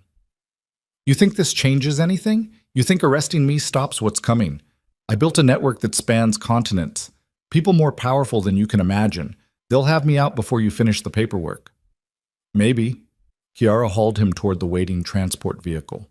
"Or maybe they'll cut you loose the second you become a liability. Either way, you're done." She shoved him into the vehicle, slammed the door. Ronan stood in the aftermath, surrounded by arrested Corsicans and dead bodyguards, and the smoking ruins of the empire that had defined his entire adult life. Elena walked over, stood next to him, said nothing. They watched the sun sink toward the Mediterranean, painting the sky gold and crimson, while federal agents processed the crime scene and Chiara's people hauled away the evidence that would dismantle Sicily's criminal infrastructure. "It's over," Elena said finally. "No." Ronan's voice came out hollow. "It's just beginning. The vacuum Bellini leaves behind every 2-bit criminal in Sicily is going to fight for control. The war he threatened, it's coming, just slower than he planned." "So what do you do?" "I don't know." Ronan looked at her, really looked at her, blood spattered, exhausted, beautiful in a way that made his chest ache. "What do you do?" "I keep my promise. I disappear. I become a ghost." Her voice cracked. "That was the deal." It was. They stood there, close enough to touch, far enough that the space between them felt like an ocean. "I love you," Elena whispered. "I know you don't believe me. I know I destroyed any chance we had, but it's true, and I'll spend the rest of my life regretting that I didn't choose you over the mission." Ronan said nothing, because there was nothing left to say. Love didn't fix betrayal. Truth didn't heal broken trust. And all the evidence and confessions in the world didn't change the fact that Elena had lied to him from the beginning. "Goodbye, Ronan," she said. Then she turned and walked toward Chiara's vehicle, leaving him alone on Bellini's lawn, while the sun set on everything he'd ever known. And for the second time in his life, Ronan Vale stood in the ruins of his world and wondered if survival was worth the cost. 6 months passed like a slow hemorrhage. Ronan watched Sicily tear itself apart exactly as Bellini had predicted. The power vacuum swallowed entire territories. The Calabrians pushed in from the mainland. The Albanians seized the ports. Small-time operators declared themselves kingpins and died within weeks when someone bigger came along. Palermo became a war zone dressed up as a tourist destination. Ronan could have seized control, could have rallied what was left of his organization and claimed Bellini's throne. Every surviving lieutenant told him the same thing. The city needed a strong hand, needed someone who understood the old rules, needed him. He told them all the same thing: find someone else. Because the truth Ronan had learned bleeding on Bellini's lawn was simple and brutal. He was tired. Tired of violence. Tired of empire. Tired of watching people die for territory that didn't matter and money that bought nothing except more death. So he walked away. Sold off his assets quietly, transferred ownership of legitimate businesses to people who'd worked for him for decades, paid out every debt, settled every score, dismantled 20 years of empire piece by piece until nothing remained except an empty villa and a bank account that represented blood he could never wash off. Then he did something he hadn't done in 3 years. He went back to Osteria della Notte on a Thursday night. Marco greeted him at the door with careful eyes. "Signor Vale, we haven't seen you in months." "I've been busy dying," Ronan said. "Table still available?" "Always." The restaurant looked exactly the same. Same warm lighting, same opera music playing softly in the background, same couples celebrating anniversaries and families pretending their problems didn't exist. Ronan sat at his corner table, the one where Elena had spilled wine 6 months and a lifetime ago. Ordered the Primitivo, stared at the empty chair across from him. For the first time since Luca died, the emptiness didn't hurt. It just existed. A space that had once held someone he loved, now holding nothing but air and memory. Marco brought the wine personally, set it down with the reverence of a man performing a ritual he understood was sacred. "Will you be dining alone tonight, signore?" Ronan started to say yes, then stopped, because standing in the doorway, soaked from rain he hadn't noticed was falling, stood Elena Marrow. She looked different, thinner, hair shorter, wearing clothes that suggested she'd been living rough instead of comfortable, but the same green eyes, the same crooked smile that looked more sad than amused. Marco glanced between them. "Shall I set another place?" Ronan should have said no. Should have sent her away. Should have honored the deal they'd made on Bellini's lawn. Instead, yes. Elena crossed the restaurant slowly. Every eye tracked her movement. She pulled out the empty chair, Luca's chair, the chair she'd claimed that first Thursday, and sat down like she'd never left. "You look terrible," Ronan said. "You look worse." She gestured to Marco for wine. "I heard you walked away. Gave it all up." "Who told you?" "Chiara. She keeps tabs on me. Makes sure I'm not dead in a ditch somewhere." Elena's wine arrived. She drank half the glass in one swallow. "So, civilian life. How's that working out?" "It's boring, lonely, exactly what I deserve." Ronan studied her. "Why are you here? You promised to disappear." "I did disappear. Spent 6 months in Montenegro testifying against every criminal organization my father ever investigated. Chiara got her convictions. Bellini got life without parole. Santini got 25 years. She finished her wine, poured more. I fulfilled every obligation, answered every question, did my civic duty, and the whole time all I could think about was this restaurant, this table, this man who hates me but let me sit down anyway. I don't hate you." "Liar. I'm trying not to hate you. There's a difference." Elena laughed, broken, real. "Fair enough." They sat in silence. Rain hammered the windows. Opera swelled in the background. Around them, normal people lived normal lives while two broken souls shared wine and the weight of everything they'd destroyed. "I have something for you," Elena said finally. She reached into her bag, pulled out a small hard drive, set it on the table between them. "Every recording I made, every piece of evidence, 3 months of your life captured on surveillance equipment." Ronan stared at it. "Why are you giving this to me?" "Because it was never mine to keep. Because you deserve to know exactly what I took from you. Because—" her voice cracked. "Because I need you to understand that destroying it won't change what I did, but keeping it felt like I was still holding you hostage." Ronan picked up the hard drive. So small, so light, containing every intimate moment they'd shared, every strategic discussion, every piece of his life he'd let her see when he thought she was falling in love with him instead of building a case. He could smash it, burn it, throw it in the ocean and watch it disappear. Instead, he put it in his pocket. "Thank you," he said quietly. "You're not going to destroy it? Maybe later. Right now, I just want to know it exists somewhere other than a prosecutor's evidence locker." He met her eyes. "Does that make sense?" "No, but nothing about us has ever made sense." Marco appeared with food they hadn't ordered. Swordfish, pasta with sea urchin, the same meal from their first real date. He set it down without comment and disappeared. Elena looked at the food, then at Ronan. "He remembers. Everyone remembers we were the tragic love story, the criminal and the cop's daughter. Very Shakespearean. Shakespeare's lovers died at the end. We did die, just slower than Romeo and Juliet. Ronan picked up his fork. Eat. You look like you haven't had a decent meal in months. They ate in silence. The food tasted exactly as good as Ronan remembered. Perfect. Painful. A reminder that some things survived even when everything else burned. Halfway through the meal, Elena spoke again. I went to Luca's grave. Ronan's fork stopped halfway to his mouth. When? Yesterday.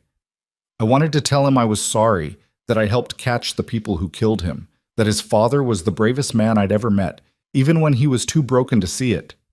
Tears cut down her cheeks. I know it doesn't mean anything. I know sorry doesn't bring him back, but I needed to say it anyway.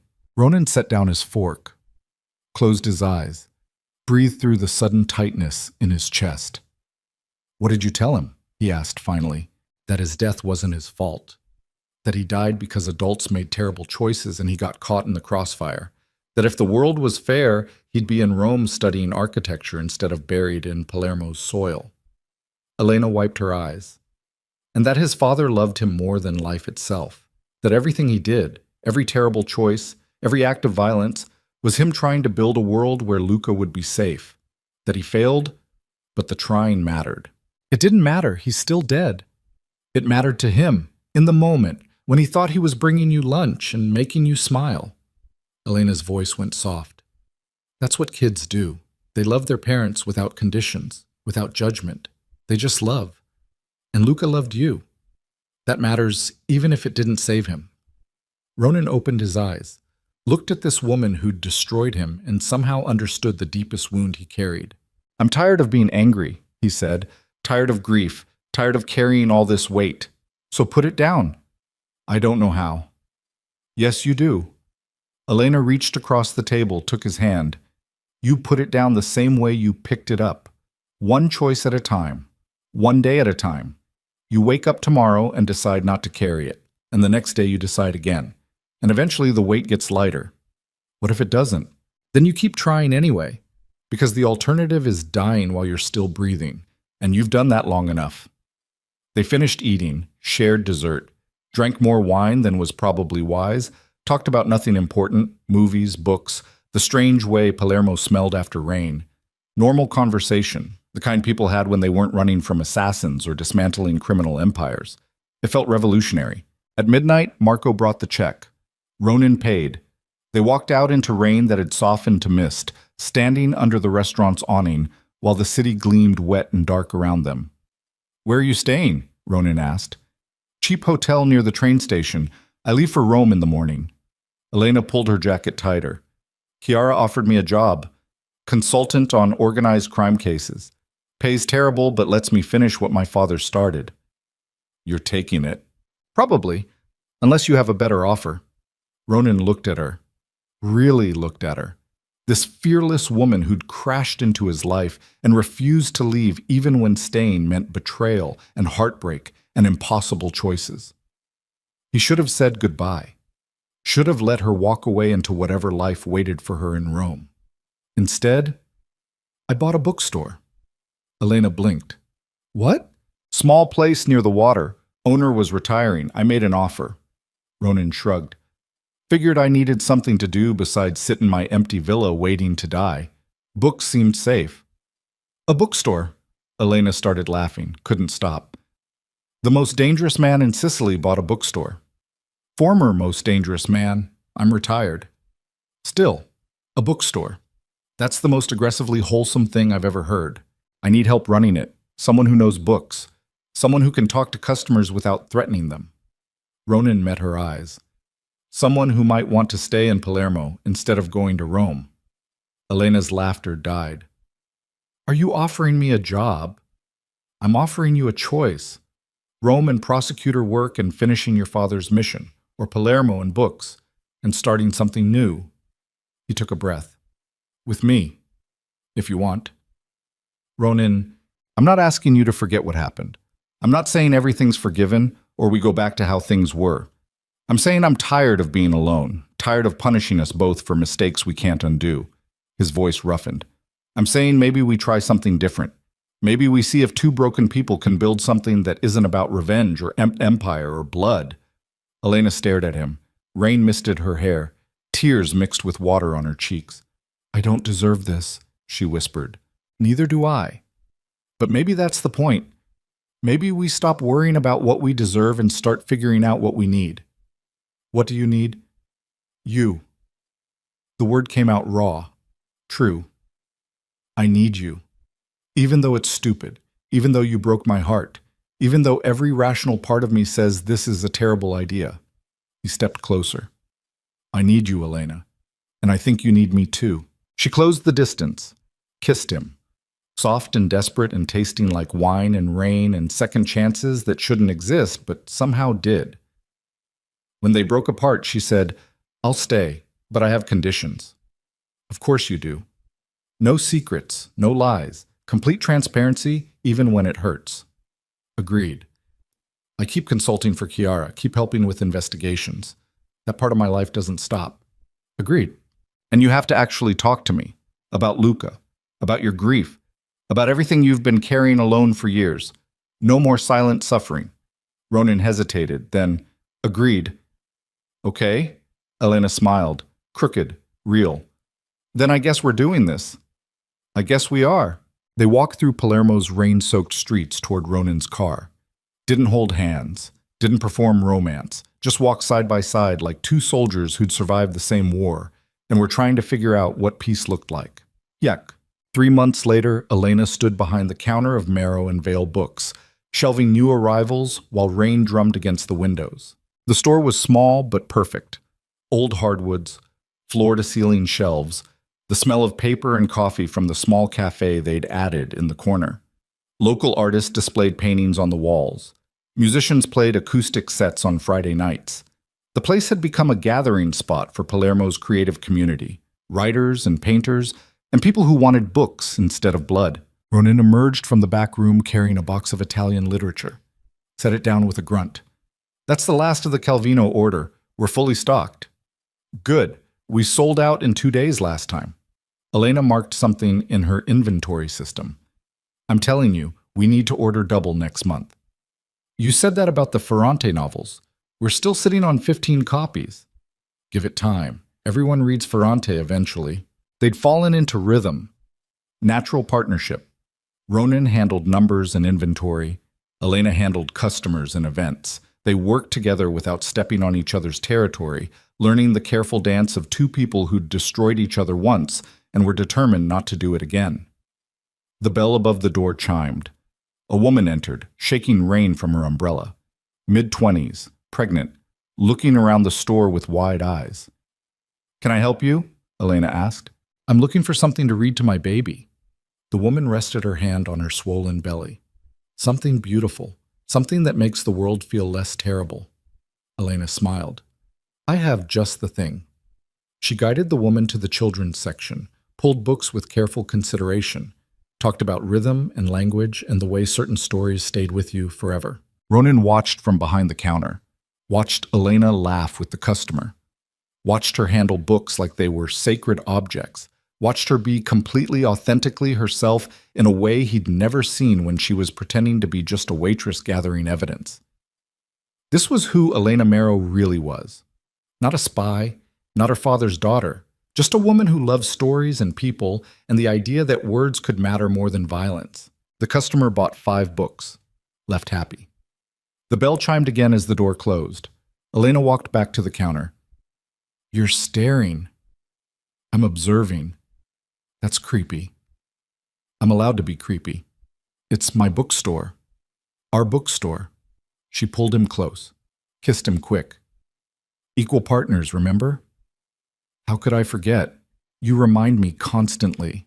They finished closing up, counted the register, locked the doors, walked upstairs to the small apartment above the store where they'd been living for the past month. Small space, barely furnished. Nothing like Ronan's villa, but it felt more like home than anywhere he'd lived in decades. Elena cooked dinner, pasta with vegetables and too much garlic. Ronan opened wine. They ate on the small balcony overlooking Palermo's harbor, watching ships come and go while the city hummed with life below. Chiara called today, Elena said. Bellini's final appeal was denied. He's officially never getting out. Good. She also said they arrested 3 of his associates in Milan. The network's almost completely dismantled. Elena set down her fork. My father would have been proud. He spent his whole life chasing these people. We actually caught them. Does it feel like victory? No. It feels like we stopped one version of evil and 10 more are waiting to take its place. She sipped her wine. But maybe that's okay. Maybe we're not supposed to win. Maybe we're just supposed to keep fighting. Ronan reached across the table, took her hand. They sat in silence, watching the Mediterranean turn gold as the sun set. 2 broken people who'd found each other in the worst possible way and somehow built something worth keeping. I have something to tell you, Elena said quietly. Ronan's stomach dropped. What? Don't panic. It's not bad. At least I don't think it's bad. She took a breath. I'm pregnant. The world stopped. Ronan stared at her. You're what? Pregnant. About 8 weeks. I found out yesterday. Her hand moved to her stomach. I know we said we'd take things slow. I know we're still figuring out how to be together without destroying each other, but apparently biology had other plans. Ronan couldn't speak, couldn't breathe, couldn't process the information that Elena was carrying his child. Another chance at fatherhood, another opportunity to fail, another person to lose when the world inevitably turned violent again. Say something, Elena whispered. Please say something. Ronan stood up, walked to the balcony railing, gripped it hard enough his knuckles went white. Behind him, he heard Elena's chair scrape, felt her presence at his back. If you want me to handle this alone, I will, she said. If you're not ready, if this is too much, I'll understand. It's not that. Then what? I failed Luca. I couldn't protect him. I made choices that got him killed. Ronan's voice broke.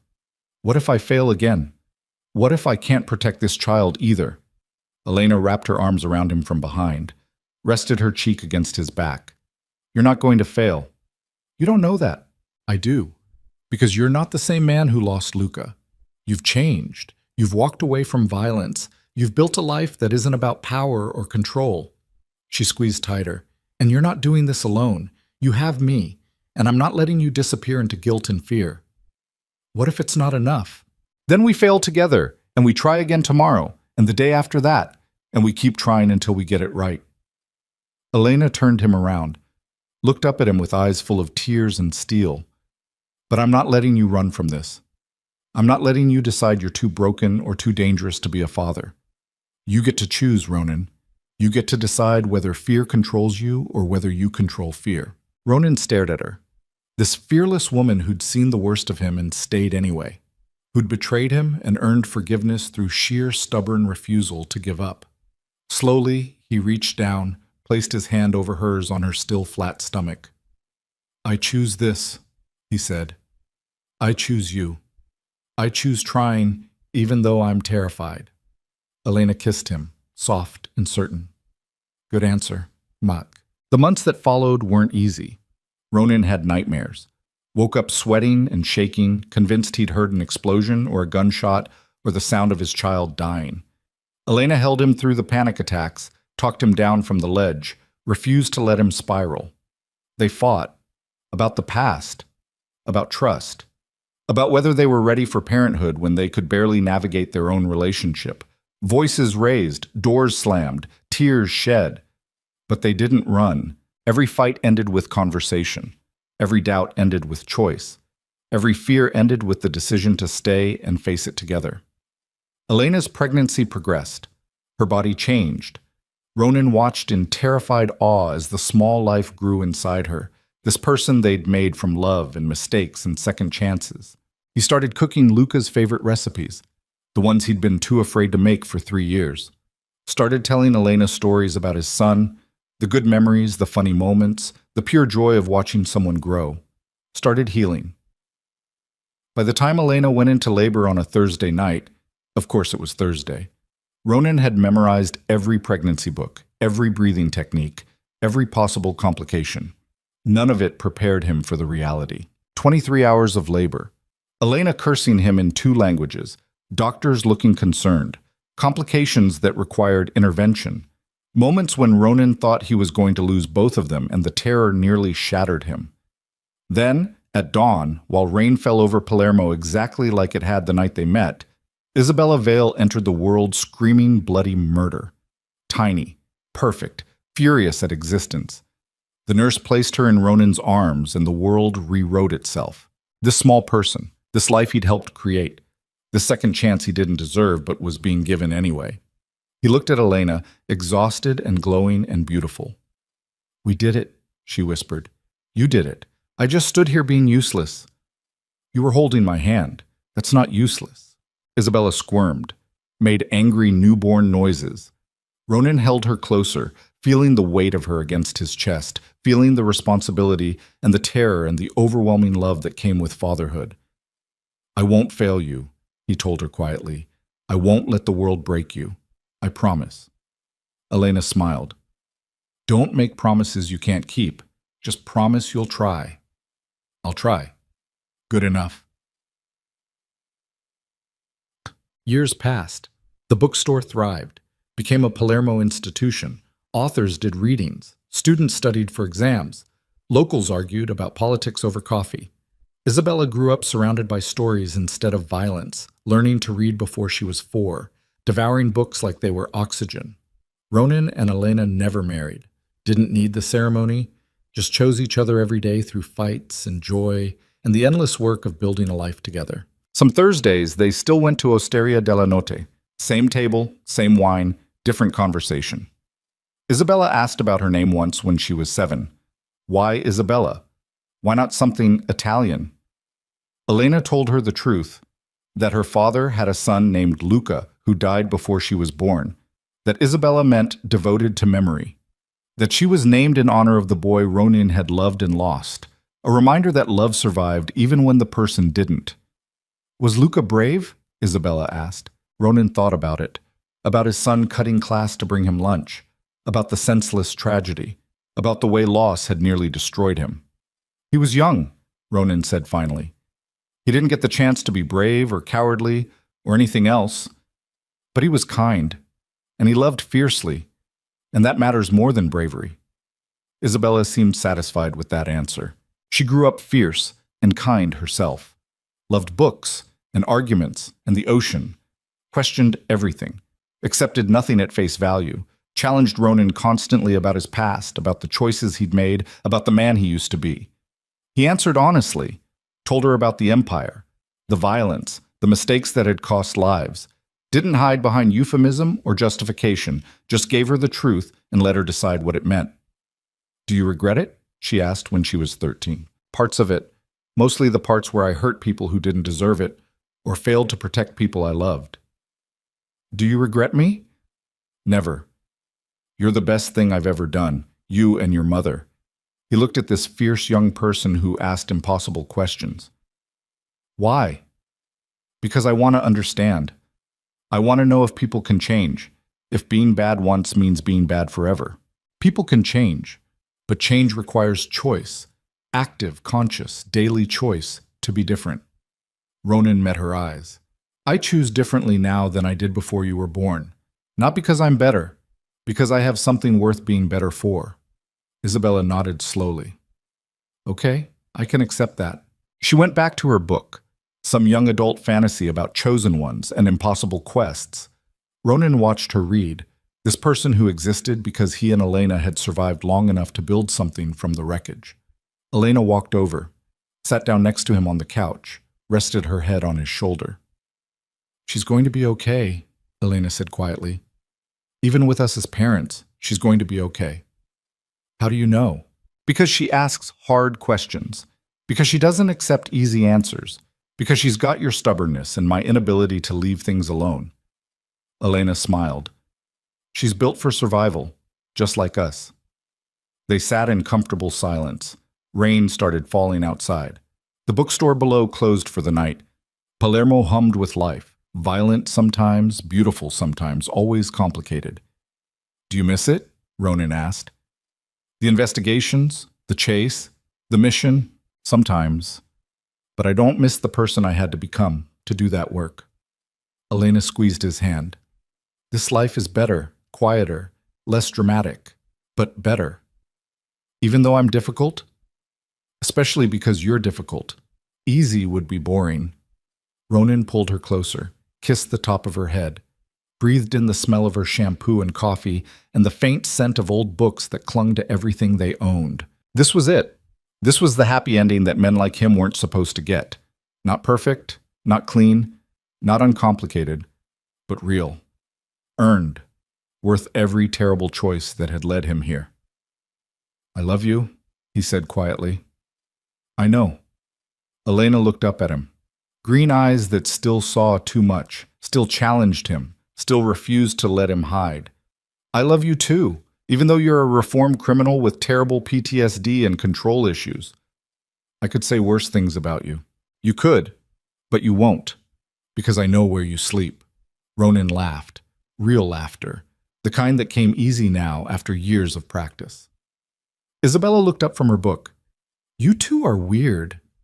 We're aware, Elena said. Good, as long as you know. She went back to reading, and in that moment, rain falling, daughter reading, Elena warm against his side, Ronan understood the truth he'd spent decades running from. Happy endings didn't erase the past, didn't undo the violence or the loss or the betrayal, didn't make him innocent or whole or anything other than what he was, a man who'd done terrible things and somehow been given the chance to do better. But they existed anyway, not because he deserved them, because he'd chosen them every single day, through fear and doubt and the constant weight of everything he carried. He'd chosen Elena when she spilled wine on his table. He'd chosen honesty when lies would have been easier. He'd chosen Isabella when terror screamed at him to run. And he'd keep choosing tomorrow, the day after, every Thursday and every ordinary moment in between, because that's what love was. Not the absence of difficulty, not the promise of safety, just the stubborn, reckless decision to stay even when leaving would hurt less. Outside, Palermo gleamed in the rain. Beautiful, dangerous, home.